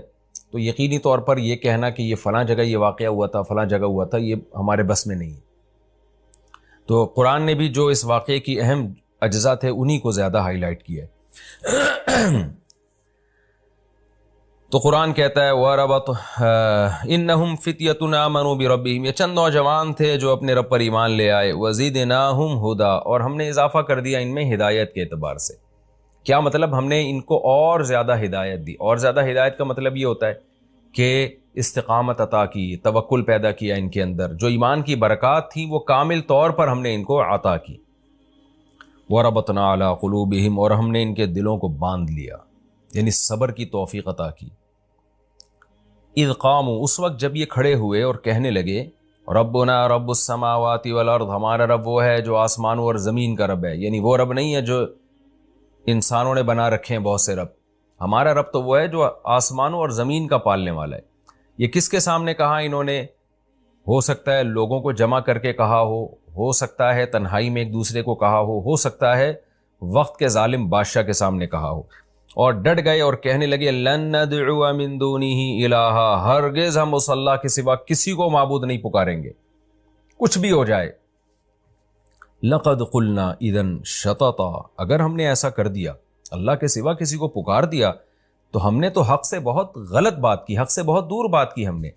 یہ کیسے ہو سکتا ہے کہ یہ انسانوں کے ہاتھوں کے تراشے ہوئے بت یہ خدا کے شریک بن جائیں؟ یہ کیسے ہو سکتا ہے؟ ہم تو بہت ہی غلط بات کرنے والے ہو جائیں گے اگر ہم اللہ کے سوا کسی کو پکاریں.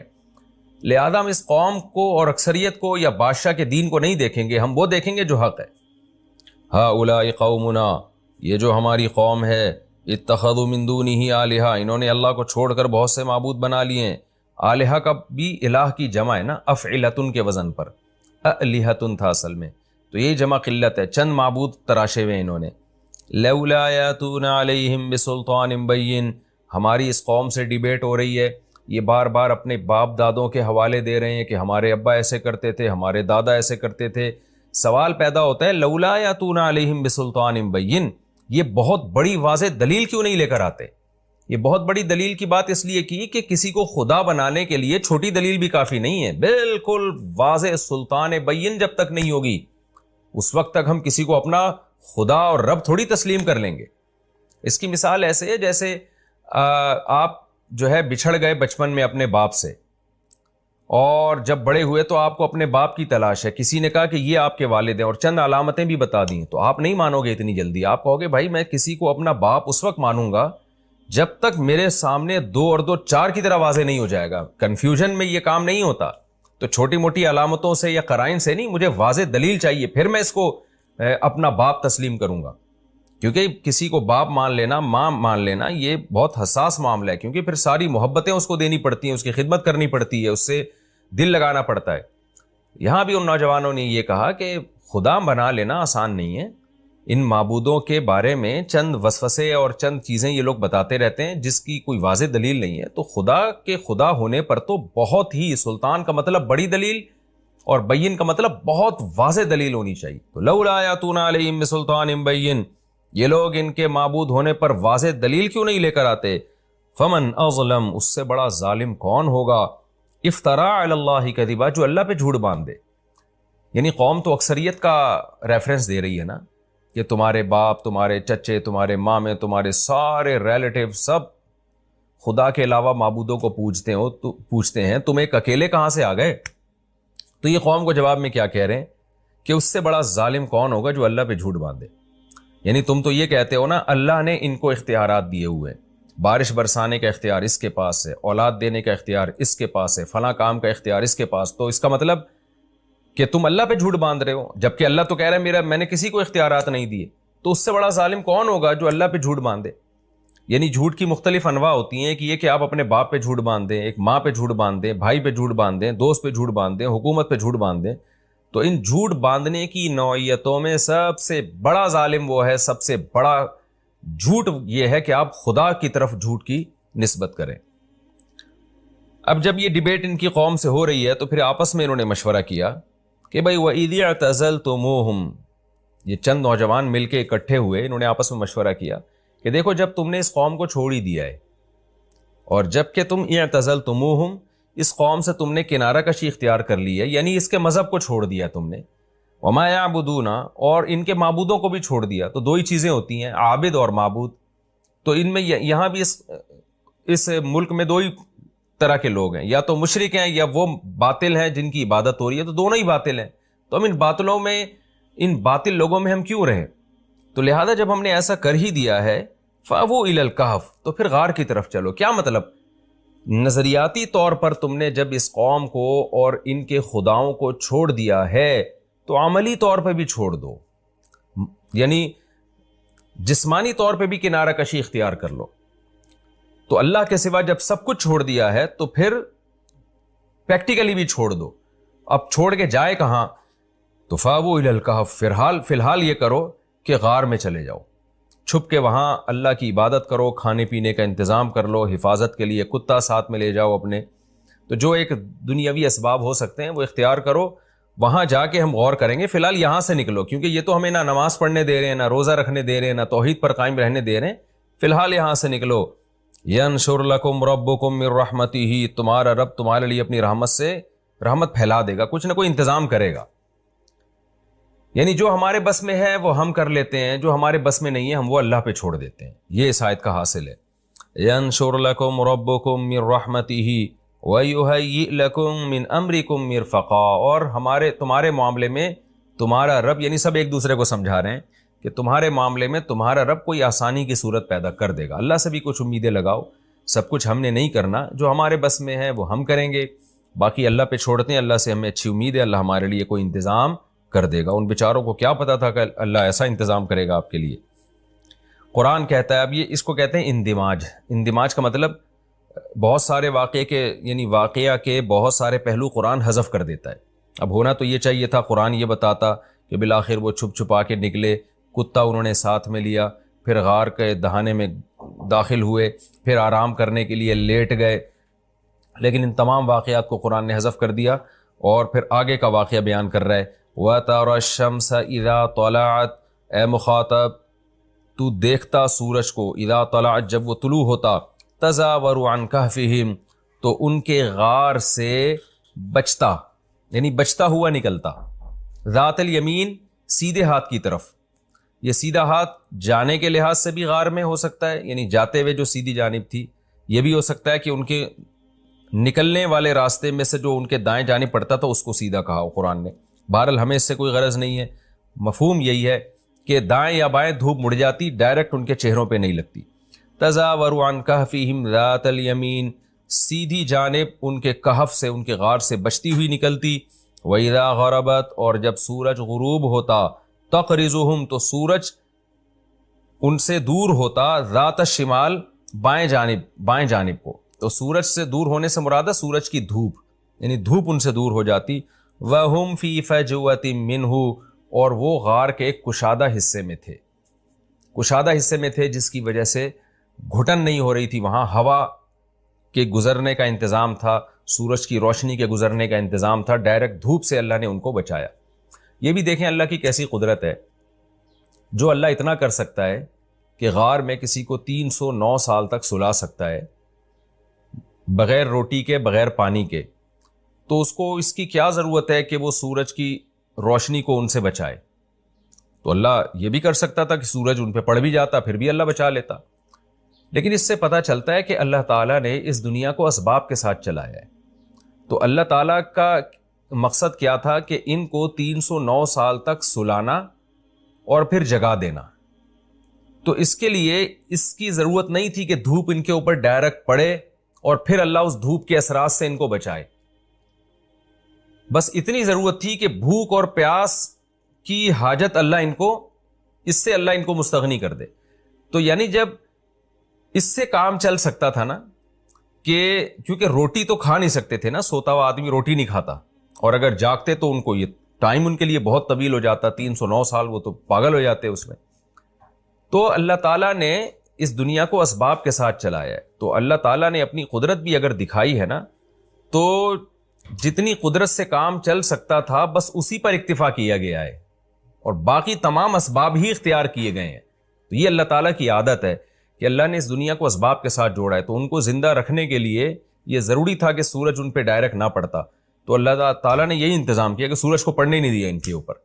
اور اسی طرح ان کے جو ان کا غار پہ جو کتا بیٹھا ہوا تھا، اس کو بھی اللہ نے ایک روب دیا تاکہ لوگ بھی اندر نہ آئیں، ورنہ اللہ چاہتا تو لوگ اندر آ جاتے اور ان کا کچھ نہ بگاڑ سکتے، مر جاتے، کچھ بھی ہو سکتا تھا۔ تو یہ ساری باتیں اس کی علامت ہیں کہ اللہ اس دنیا کو اسباب ہی کے ساتھ چلاتا ہے۔ ذالک من آیات اللہ، اللہ فرماتے ہیں یہ اللہ کی آیات میں سے ہے۔ من یہد اللہ فہو المہتد، لیکن اے نبی جس کو اللہ ہدایت دے گا وہی ہدایت پائے گا۔ یعنی اللہ کی ایسی قدرت کی نشانیاں دیکھنے کے بعد بھی ہر ایک کو پھر بھی ہدایت نہیں ملتی، اسی کو ملے گی جس کو اللہ چاہے گا۔ ومن یضلل، اور جس کو اللہ گمراہ کر دے، فلن تجد له ولیا مرشدا، تو آپ ہرگز اس کے لیے کوئی دوست اور ہدایت دینے والا نہیں پائیں گے۔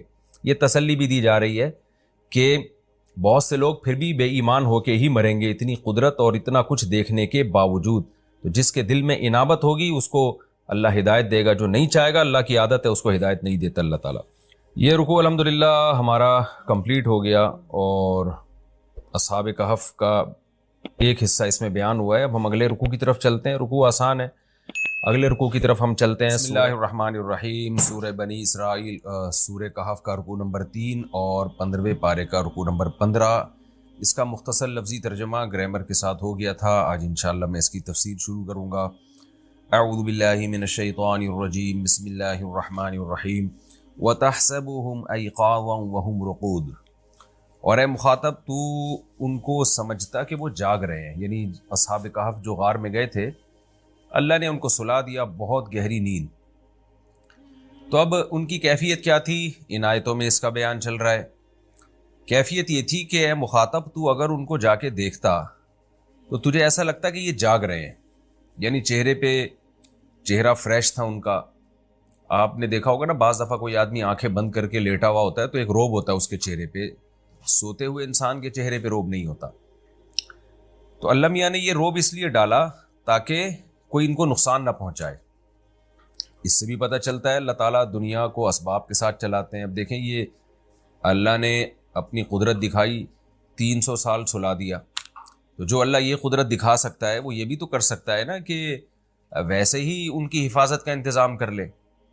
لیکن نہیں، اللہ تعالیٰ کی عادت کیا ہے کہ جب قدرت اللہ نے اپنی دکھائی ہے تو یہاں تک تو قدرت دکھا دی ہے کہ 300 سال سلا دیا ان کو، لیکن پھر ان کی جو بقیہ حفاظت کے لیے اللہ نے وہی کیا ہے جو اسباب اختیار، یعنی جو اسباب کے ذریعے ان کی حفاظت کی ہے کہ اب کوئی ان کو نقصان نہ پہنچائے اور دائیں بائیں کروٹیں دلوائی جائیں ان کو تاکہ زمین ان کو کھا نہ جائے. حالانکہ اللہ ان اسباب کے بغیر بھی ان کی حفاظت پر قدرت رکھتا تھا. وَنُقَلِّبُهُمْ ذَاتَ الْيَمِينِ وَذَاتَ الشِّمَالِ، اور ہم ان کو الٹ پلٹ کر رہے تھے دائیں طرف اور بائیں طرف، یعنی کروٹیں بھی وہ لے رہے تھے، کیونکہ اگر آپ 300 سال تک ایک ہی جگہ لیٹے رہیں تو زمین ہی کھا جائے گی آپ کو. مریضوں کے ساتھ ہوتا ہے نا، جو بستر پہ اگر طویل عرصے ایک ہی زاویے پہ پڑے رہتے ہیں تو کیسے ان کی جلد خراب ہونا شروع ہو جاتی ہے. وَكَلْبُهُمْ بَاسِطٌ ذِرَاعَيْهِ بِالْوَصِيدِ، اور ان کا کتا وہ چوکھٹ پہ اپنے دونوں بازوؤں کو پھیلائے ہوئے تھا. کتے عام طور پر حفاظت کے لیے چوکھٹ پہ بازو پھیلا کے بیٹھ جاتے ہیں اور ہانپ رہے ہوتے ہیں. تو اللہ تعالیٰ نے یعنی ایسا کیا کہ ان کے ساتھ ان کے کتے کی بھی حفاظت کی. یہ بھی آپ دیکھ لیں اللہ کی قدرت، اللہ چاہتا ویسے حفاظت کر لیتا، کتے کی ضرورت ہی نہیں تھی. لیکن دنیا دارالاسباب ہے، کتے حفاظت ہی کے لیے ہوتے ہیں، دل لگانے کے لیے نہیں ہوتے. غیر مسلم لوگ تو کتوں سے دل لگانا شروع کر دیتے ہیں اور فیملی ممبر بنا لیتے ہیں. اسلام میں یہ ہے کہ آپ کتے کو حفاظت کے لیے پال سکتے ہیں، اس کو فیملی ممبر نہیں بنا سکتے آپ. تو حفاظت کے لیے کتا جو ہے باہر بیٹھا ہوا ہے. لَوِ اطَّلَعْتَ عَلَيْهِمْ، اللہ کہتے ہیں ان پر ہم نے روب اتنا رکھ دیا، اے مخاطب تو اگر ان کو دیکھتا، اصحاب کہف کو اس کتے سمیت تو ان کو دیکھتا، لَوَلَّيْتَ مِنْهُمْ فِرَارًا، تو پیٹھ پھیرتا ان سے بھاگتے ہوئے.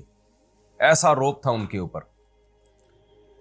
وَلَمُلِئْتَ مِنْهُمْ، اور بھر جاتا تو ان سے رعبا، روب کے اعتبار سے، یعنی تجھ میں ان کا روب بیٹھ جاتا. کچھ اللہ نے ایسی ان کی چہرے پر ہیبت طاری کر دی تھی. وَكَذَلِكَ بَعَثْنَاهُمْ لِيَتَسَاءَلُوا بَيْنَهُمْ، جس طرح اللہ نے ان کو سلایا، وَكَذَلِكَ اسی طرح ہم نے ان کو اٹھایا. یعنی ان کا سلانا بھی اللہ کی قدرت اور جگانا بھی اللہ کی قدرت. اتنے عرصے کے بعد کوئی بچ سکتا ہی نہیں ہے کہ جاگ جائے وہ، لیکن اللہ نے ان کو زندگی بھی دی اور جگایا بھی. لِيَتَسَاءَلُوا بَيْنَهُمْ لام عاقبت ہے، جس کا نتیجہ یہ نکلا کہ وہ آپس میں سوال کرنے لگے کہ بھئی یہ کیا ہوا ہے.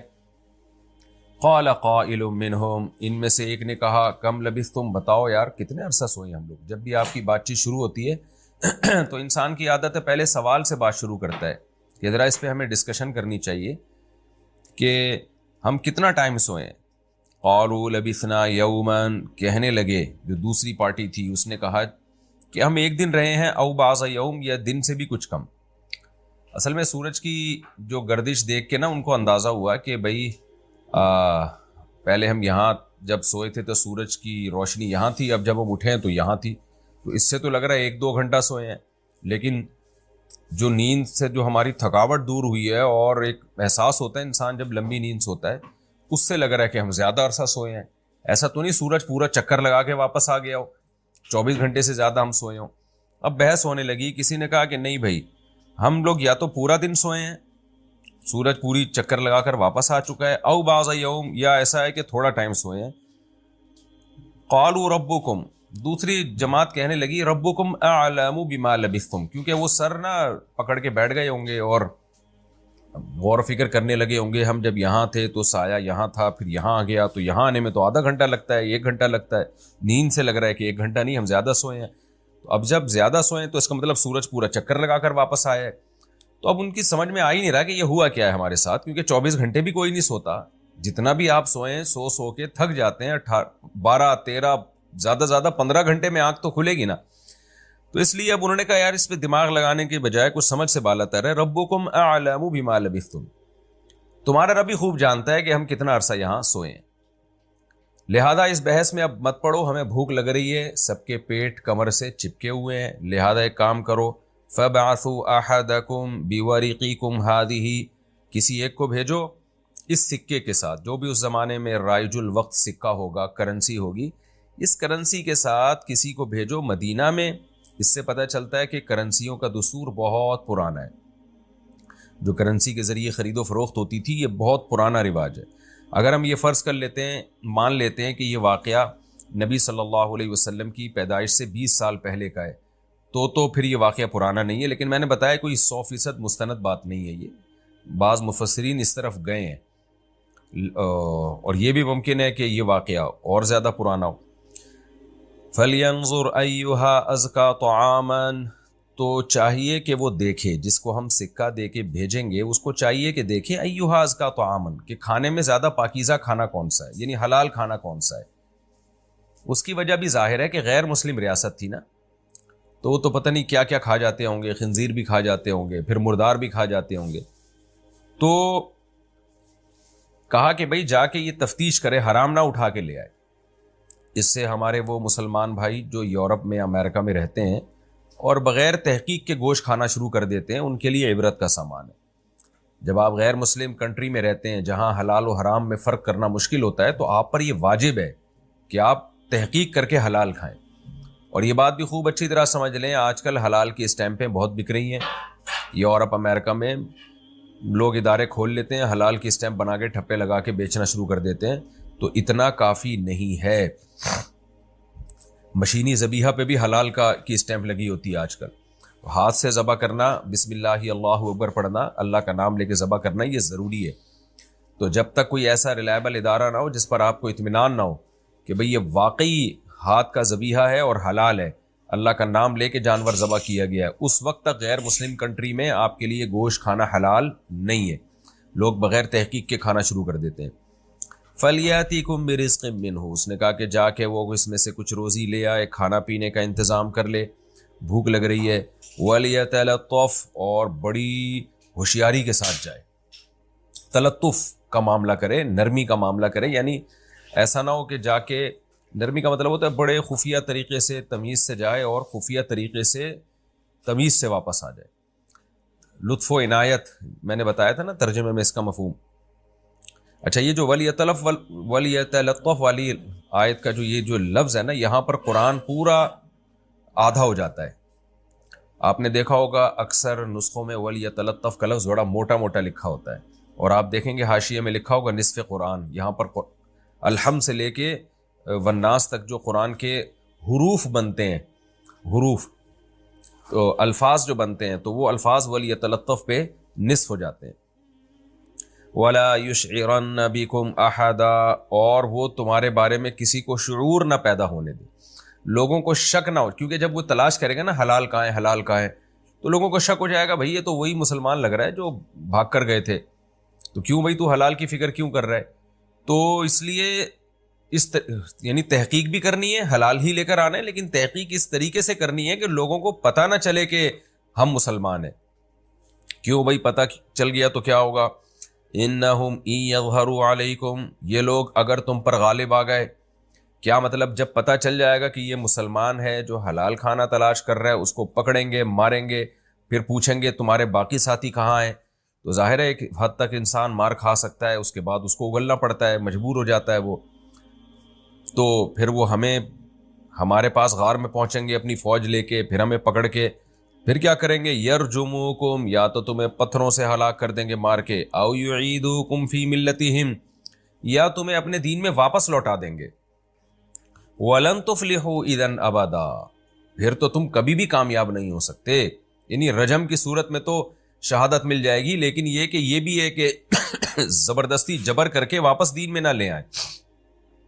یہاں ایک سوال پیدا ہوتا ہے کہ بھئی جبرن اگر کسی کو کافر بنا دیا جائے تو اوپر سے بندہ کافر ہو جائے، دل میں مومن ہو تو مومن ہی رہتا ہے. جبکہ یہ کہہ رہے ہیں کہ اگر انہوں نے زبردستی تمہیں اپنے دین میں لوٹا دیا تو تم کبھی بھی کامیاب نہیں ہو سکتے.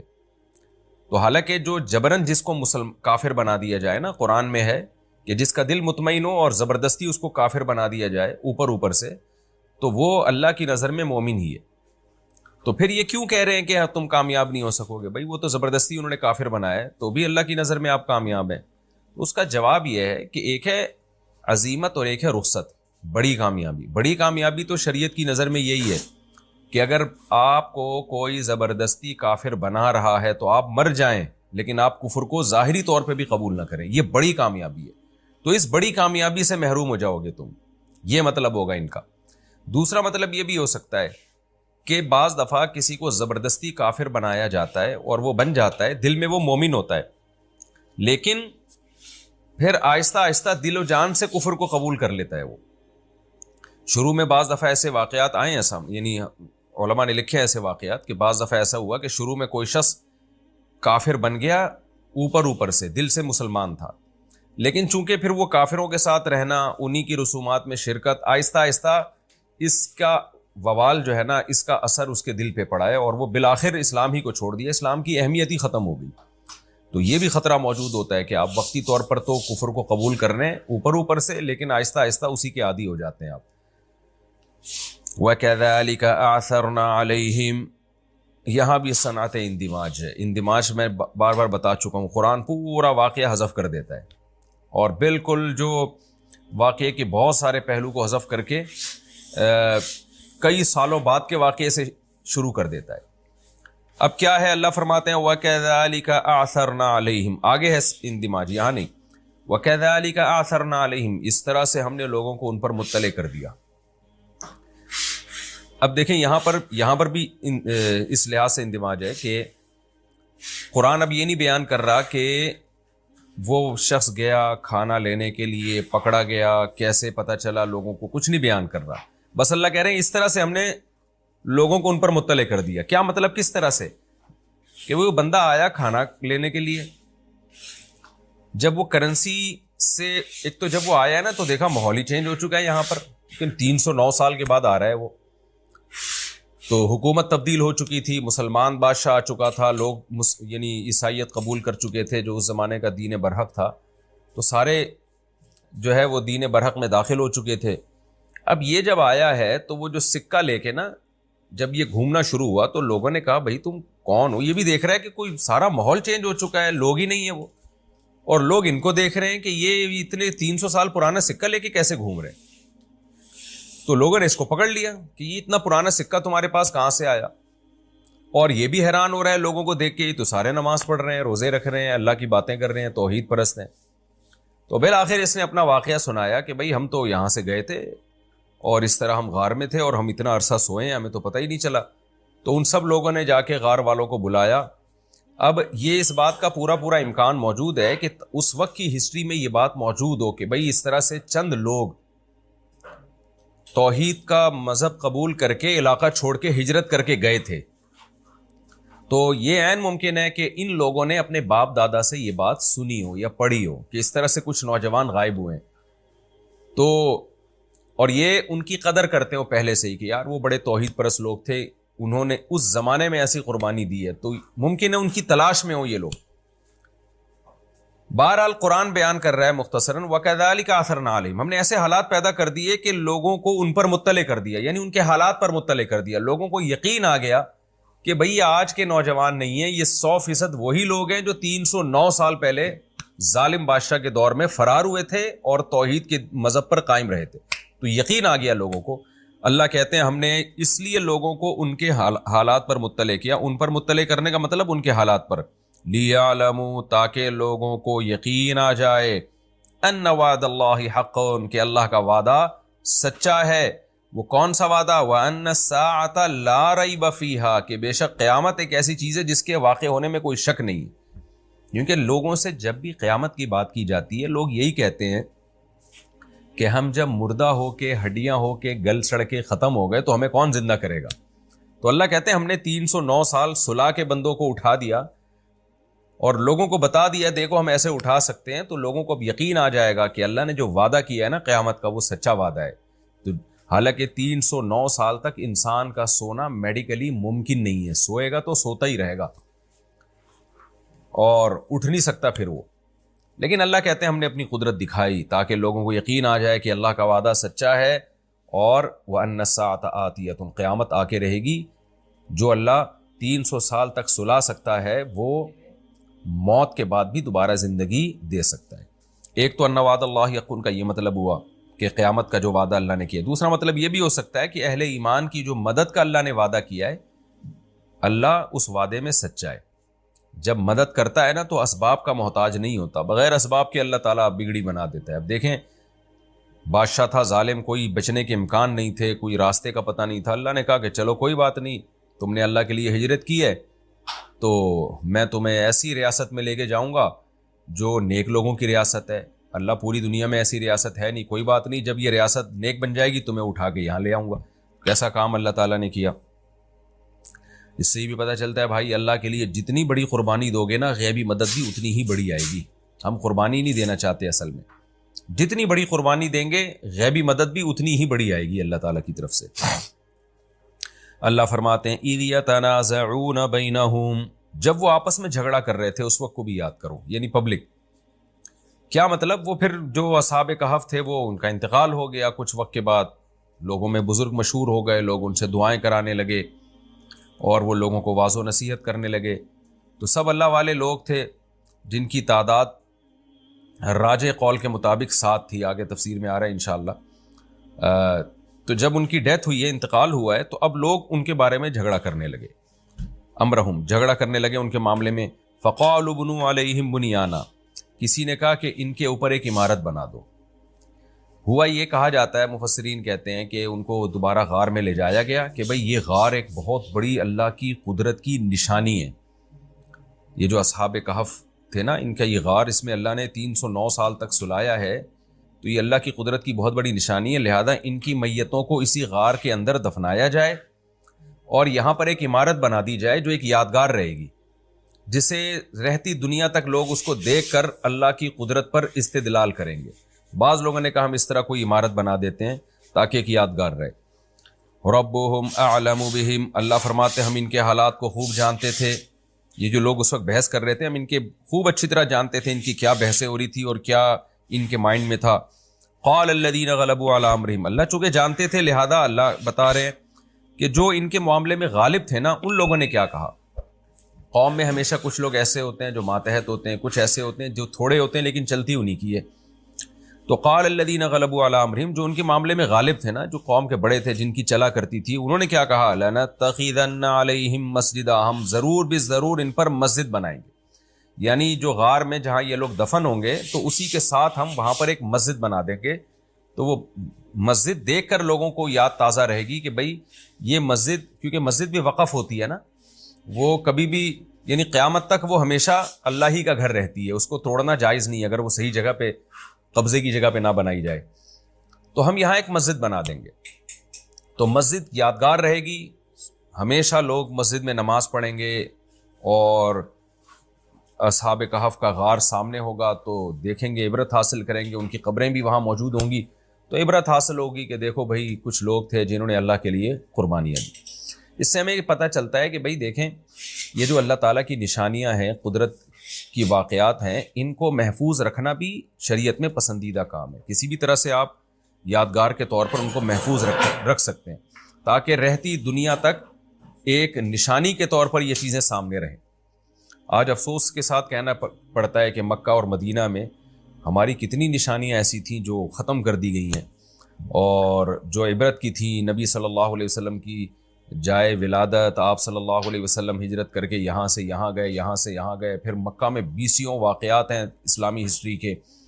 اب سنائیں حکومت سعودیہ کچھ کوشش کر رہی ہے ان کو دوبارہ سے بحال کرنے کی، لیکن وہ یادگاریں جو مسلمانوں نے 1300 سال محفوظ رکھی ہیں، ان یادگاروں کو ختم کیا گیا۔ میں نے بعض علماء کے بارے میں سنا کہ وہ یہ بات بتاتے ہوئے رو پڑتے تھے کہ ہماری جو 1300 سال سے جو نشانات تھے نا وہاں مکہ اور مدینہ میں، اور جو اس کے علاوہ سعودی عرب میں، تو وہ نشانات ختم کر دیے گئے صرف اس بات کو بیس بنا کے کہ بھئی یہ اس سے شرک پھیل رہا ہے، حالانکہ اس کا شرک سے کوئی تعلق نہیں ہے۔ اگر کوئی شرک کر رہا ہے وہاں جا کے تو اس کو شرک سے روکا جائے گا نا، یہ تو نہیں کہ وہ آپ نے وہ جگہ ہی اڑا دی بالکل۔ لوگ مثال دیتے ہیں کہ صلح حدیبیہ میں جس درخت کے نیچے بیعت کی تھی صحابہ کرام نے، تو اس درخت کو حضرت عمر نے کٹوا دیا تھا، تو حالانکہ ایسا نہیں ہے، وہ درخت صحابہ کی نظروں سے بھلا دیا گیا۔ تو بعد میں ایک فرضی درخت تھا جس کو لوگوں نے جو ہے نا وہ بہت زیادہ اہمیت دینا شروع کر دی تھی، تو اس درخت کو کٹوایا تھا حضرت عمر رضی اللہ تعالیٰ عنہ نے۔ ورنہ ایسی یادگاریں جن کا قرآن سے تعلق ہے، ہم جب قرآن میں واقعات پڑھتے ہیں، اب کوہ طور جب آئے گا تو ہمیں پتہ اگر ہوگا کہ یہ ہے کوہ طور، اور ہم وہاں مصر جا کے اس کوہ طور کی زیارت کریں تو ایمان بڑھتا ہے کہ بھئی یہ وہ جگہ ہے جہاں موسیٰ علیہ السلام کو وہی نازل ہونا شروع ہوئی تھی۔ اب آپ نے کیا کیا، بم دھماکے سے کوہ طور ہی اڑا دیا کہ شرک نہ پھیل جائے، تو یہ کوئی بے وقوفانہ حرکت ہوتی ہے، یہ احمقانہ حرکت کہلائے گی۔ یہ نہیں کہلائے گا کہ آپ جناب توحید کی حفاظت کر رہے ہیں۔ توحید کے عقیدے کو زندہ رکھنے کے لیے دوسرا طریقہ ہے۔ تو ایک تو علمی نقطے کی بات یہ پتہ چلی کہ قرآن ان کے اس عمل کو اپریشیٹ کر رہا ہے، یعنی ایک اچھے طور پہ بیان کر رہا ہے۔ تو جو اس طرح کے کرامت کے یا معجزے ہوتے ہیں، کرامت کے واقعات ہوتے ہیں، ان کو بطور یادگار کے زندہ رکھنا یہ شریعت میں پسندیدہ کام ہے، کوئی برا کام نہیں ہے، اس سے انسان کا ایمان تازہ ہوتا ہے۔ البتہ یہاں ایک اشکال ہوگا کہ جو بدعتی لوگ ہیں نا، وہ مزاروں پہ مسجد بنانے کو بھی اسی آیت کی روشنی میں جائز کہتے ہیں کہ دیکھو اصحاب کہف کا غار تھا، وہاں قبریں تھیں، تو انہوں نے کیا کیا کہ چلو جی ہم یہاں مسجد بناتے ہیں، تو اس سے پتہ چلتا ہے کہ قبرستان میں مسجدیں ہونی چاہیے، بلکہ مسجد کے اندر ہی انہوں نے قبریں بنانا اب تو شروع کر دی ہیں۔ تو خوب اچھی طرح سمجھ لیں، مفسرین نے یہاں بہت بہترین نقطہ بیان کیا ہے۔ وہ نقطہ یہ بیان کیا ہے کہ اصحاب کہف توحید کے علم بردار تھے، ایک خدا کو ماننے والے۔ ان کے غار کے قریب اگر مسجد بنے گی تو بنانے کا مقصد عقیدہ توحید کو زندہ کرنا تھا، قبر پرستی کو پھیلانا نہیں تھا، کیونکہ ان کی قبریں دیکھ کر نا لوگوں کو اور عقیدہ توحید کا عقیدہ ذہن میں اجاگر ہوتا تھا کہ انہوں نے عقیدہ توحید کے لیے قربانی دی تو ہم بھی صرف یا اللہ مدد پہ قربانی دیں گے۔ جبکہ آج یہ حکمت فوت ہو چکی ہے۔ آج اگر قبر کے قریب آپ مسجد بنائیں گے تو عقیدہ توحید کی ایسی کی تیسی ہو جائے گی، لوگ یا اللہ مدد کے ساتھ اس قبر والے سے زیادہ مانگنا شروع کر دیتے ہیں، جیسے کہ نظر آ رہا ہے۔ تو لہذا ہماری شریعت میں مسجدوں کے اندر قبریں بنانا، یہ قبروں کے اوپر مسجدیں بنانا یہ ناجائز ہے، کیونکہ یہ شرک اس زمانے میں یہ شرک پھیلانے کا ذریعہ ہے۔ اگر کوئی کہ شرک کا ذریعہ نہیں ہے تو یہ مشاہدے کے خلاف ہے۔ آپ جا کے دیکھ لیں، جہاں مزار کے ساتھ مسجد ہوگی وہاں حشر دیکھیں لوگوں کا۔ تو اس لیے اصحاب کہف کے جو قوم تھی انہوں نے عقیدہ توحید کو پروموٹ کرنے کے لیے وہاں مسجد بنائی تھی، جبکہ ہمارے ہاں مزاروں پہ جو مسجدیں ہیں اس سے عقیدہ توحید کے بجائے شرک کا عقیدہ زیادہ پھیل رہا ہے۔ اس لیے ہماری شریعت میں یہ منع ہے، ناجائز ہے، اس سے منع کیا جائے گا لوگوں کو۔ آگے اللہ تعالیٰ بیان فرماتے ہیں سَيَقُولُونَ ثَلَاثَةٌ رَابِعُهُمْ كَلْبُهُمْ۔ لوگ آ کے اب تعداد پوچھیں گے نبی سے، اچھا آپ بتائیے، آپ نے واقعہ تو پورا ٹھیک سنا دیا۔ عیسائی بھی کہیں گے، اہل کتاب بھی کہیں گے بھئی یہ تو بالکل صحیح واقعہ سنا دیا انہوں نے، تو اب تعداد ذرا بتائیں۔ تو کچھ لوگ کہیں گے 3 تھے، رابعہم کلبہم، چوتھا ان کا کتا تھا، ویقولون 5، بعض کہیں گے 5 تھے اصل میں، سادسہم کلبہم، چھٹا تھا ان کا کتا۔ اب دیکھیں کتا فیملی ممبر نہیں ہوتا، اس کی ایک بہت بڑی دلیل یہ بھی ہے۔ اگر کتا جو ہے نا گھر کا فرد ہوتا ہے، جیسے انگریز لوگ گھر کا فرد بنا کے رکھتے ہیں، تو کتے کو الگ ذکر کرنے کی ضرورت ہی نہیں تھی۔ تو قرآن کہتا ہے وہ کہیں گے وہ ٹوٹل 4 تھے کتے سمیت، اور لوگ کہیں گے ٹوٹل 5 تھے کتے سمیت، یا ٹوٹل 6 تھے کتے سمیت۔ تو کتے کو الگ ہی ذکر کیا جا رہا ہے، اس لیے کتے کو پالیں لیکن تھوڑا سا الگ رکھیں آپ۔ وَيَقُولُونَ 5 سَادِسُهُمْ كَلْبُهُمْ، کچھ لوگ کہیں گے ٹوٹل 5 لوگ تھے اور چھٹا ان کا کتا تھا۔ رَجْمًا بِالْغَيْبِ، قرآن کہہ رہے سب ہوائی تیر چلاتے ہوئے، کسی کے پاس کوئی دلیل نہیں ہے۔ وَيَقُولُونَ 7، کچھ لوگ کہیں گے 7 تھے۔ وَثَامِنُهُمْ كَلْبُهُمْ، 8واں ان کا کتا تھا۔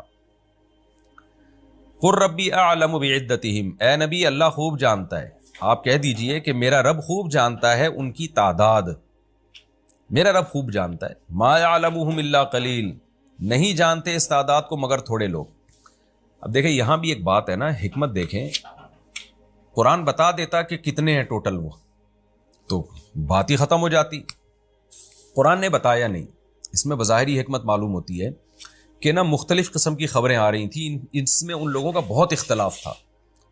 اور جب بھی کسی کی مناظرے بازی اور بحث شروع ہوتی ہے نا تو بعض دفعہ لوگ اپنی رائے کو انا کا مسئلہ بنا لیتے ہیں, ضد اور انا کا. ایسی صورت میں جب ان کی رائے کے خلاف کوئی بات کی جائے تو وہ پھر ضد اور ہٹ دھرمی پہ آتے ہیں, وہ پھر آپ سے دشمنی مول لینے لگتے ہیں.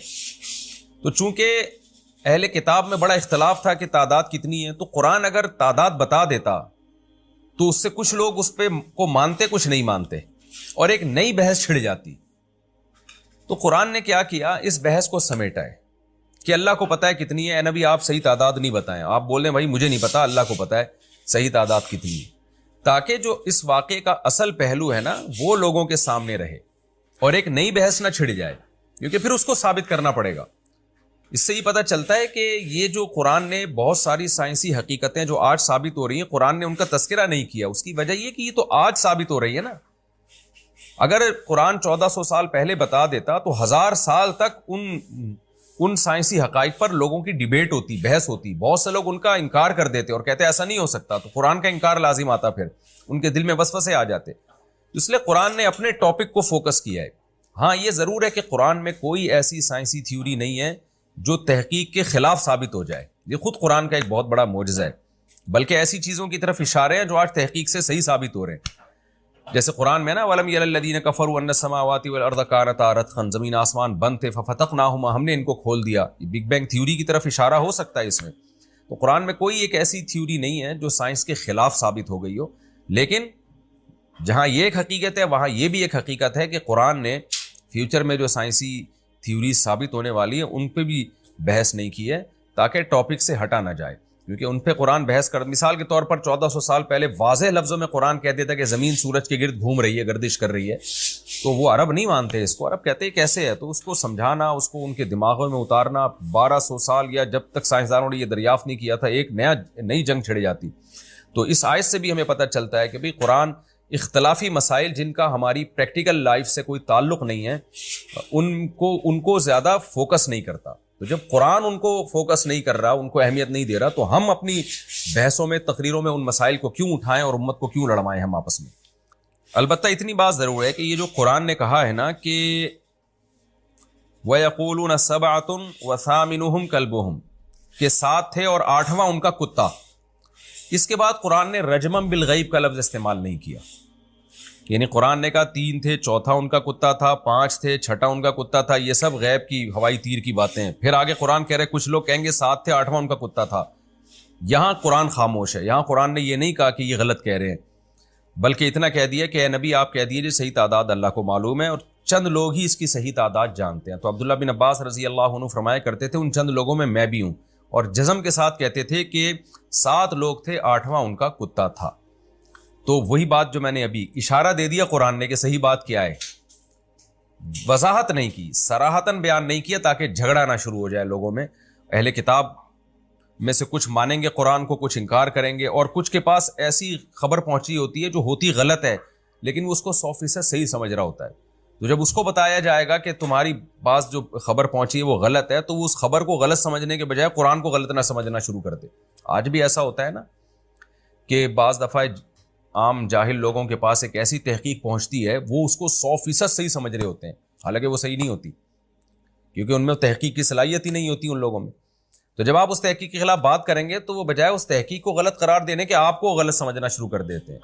تو قرآن نے بھی ان لوگوں کو اس آزمائش سے نکال دیا اور یقینی طور پر نہیں کچھ کہا کہ کتنی تعداد تھی. ہاں یہ ضرور ہے کہ اشارہ دے دیا کہ بھئی 7 بندے تھے اور 8واں ان کا کتا تھا, جیسے کہ قرآن سے پتہ چلتا ہے. اور قرآن میں یہاں بھی اس آیت میں بھی اشارہ ہے اور اس سے پہلے والی آیت میں بھی اشارہ ہے. وہ کیا ہے کہ قرآن کیا کہتا ہے کہ جب وہ جاگے تو قال قائل منہم کم لبثتم, ایک نے کہا, سوال پوچھا ایک نے کہ تم کتنا سوئے. آگے سے چند لوگوں نے جواب میں کیا کہا, قالو, جمع کا صیغہ ہے, جمع میں کم سے کم 3 افراد ہوتے ہیں. تو بعض لوگوں نے کہا کہ 1 دن یا اس سے زیادہ. تو اس کے مقابلے میں دوسرے بعض لوگوں نے کیا کہا کہ اللہ کو پتہ ہے. وہاں بھی قالو جمع کا لفظ ہے جو کم سے کم 3 افراد پہ دلالت کرتا ہے. تو ایک تھا سوال پوچھنے والا, کم سے کم 3 افراد وہ تھے جنہوں نے کہا کہ ایک دن یا اس سے کم. اس کے مقابلے میں بھی کم سے کم 3 افراد وہ تھے جنہوں نے کہا کہ اللہ کو پتا ہے کہ کتنے دن سوئے. تو یہ 3 اور 3 6 اور ایک ملا کے 7. اس میں بھی اشارہ ہے قرآن میں. تو قرآن سائنسی تھیوریز کی طرف بھی ایسے ہی اشاروں میں بات کرتا ہے, اور ایسے واقعات جن میں بہت بڑا اختلاف ہو سکتا تھا ان کی طرف بھی اشاروں میں بات کرتا ہے, تاکہ کوئی انکار کرنا چاہے تو صراحتاً قرآن کا انکار نہ کہلائے. پھر وہ آگے اللہ تعالیٰ فرماتے ہیں فَلَا تُمَارِ فِيهِمْ, اے نبی آپ ان اصحاب کہف کے بارے میں ان لوگوں سے جھگڑا نہ کریں, یعنی بحث نہ کریں آپ. الا مراء ظاہرا, مگر سرسری بحث. سرسری بحث یہی ہے جو آپ نے رکھ دی. اجمالی طور پر یہ واقعہ بیان کر دیا, زیادہ ڈیپ میں نہ جائیں آپ. ڈیپ میں جائیں گے اختلاف ہوگا, کچھ انکار کریں گے کچھ اقرار کریں گے. وَلَا تَسْتَفْتِ فِيهِمْ, اور ان لوگوں سے آپ سوال بھی نہ پوچھیے اصحاب کہف کے بارے میں, منہم, ان میں سے, احدا, کسی ایک سے بھی. یعنی اس بحث کو سمیٹ دیں آپ. جو آپ سے سوال پوچھا گیا تھا آپ نے اصحاب کہف کے بارے میں وہ جواب دے دیا ہے, اب اس بحث کو سمیٹ دیں آپ. یہ تمام باتیں ہمارے لیے عبرت کی بات ہیں کہ فوکس کیا جا رہا ہے اس واقعے کے اس پہلو کو جس کا ہماری پریکٹیکل لائف سے تعلق ہے. تو یہ بہت اہم واقعہ تھا اصحاب کہف کا. یہ ہمارا رکوع بھی الحمدللہ کمپلیٹ ہو گیا, اور اس میں اللہ کی قدرت, آج سائنس کو لوگوں نے اپنا باپ بنا لیا ہے, خدا بنا لی ہے. بھائی اللہ تعالیٰ اسباب کا محتاج نہیں ہے. جو مٹی سے نطفے سے انسان کو پیدا کر سکتا ہے وہ سب کچھ کر سکتا ہے. تو اس لیے ہم اسباب ضرور اختیار کریں گے, لیکن نظر کس پہ رکھیں گے؟ اللہ پہ. ایک تو اس واقعے سے ہمیں یہ سبق ملتا ہے. دوسرا سبق ہمیں اس واقعے سے یہ ملتا ہے, اصحاب کہف کے واقعے سے, کہ جو اللہ کے لیے جتنی بڑی قربانی دیتا ہے اللہ تعالیٰ اس کو اتنا ہی زیادہ نوازتے ہیں اور اس کی غیبی مدد کرتے ہیں. دوسرا یہ بھی ہمیں سبق ملا. تیسرا ہمیں سبق یہ ملا ہے کہ بھائی آپ غیر مسلم کنٹری میں رہتے ہیں تو آپ کو ازکا طعامن تلاش کرنا ہے. آپ یہ نہیں کہیں یار یہ تو بڑی مشکل ہو رہی ہے, حلال ذبیحہ تلاش کرنا چھوڑو, مجبوری میں جائز ہے. نہ جائز نہیں ہے. جس مجبوری میں حرام کھانا جائز ہے وہ مجبوری ہے جب آپ بھوک سے مرنے لگیں.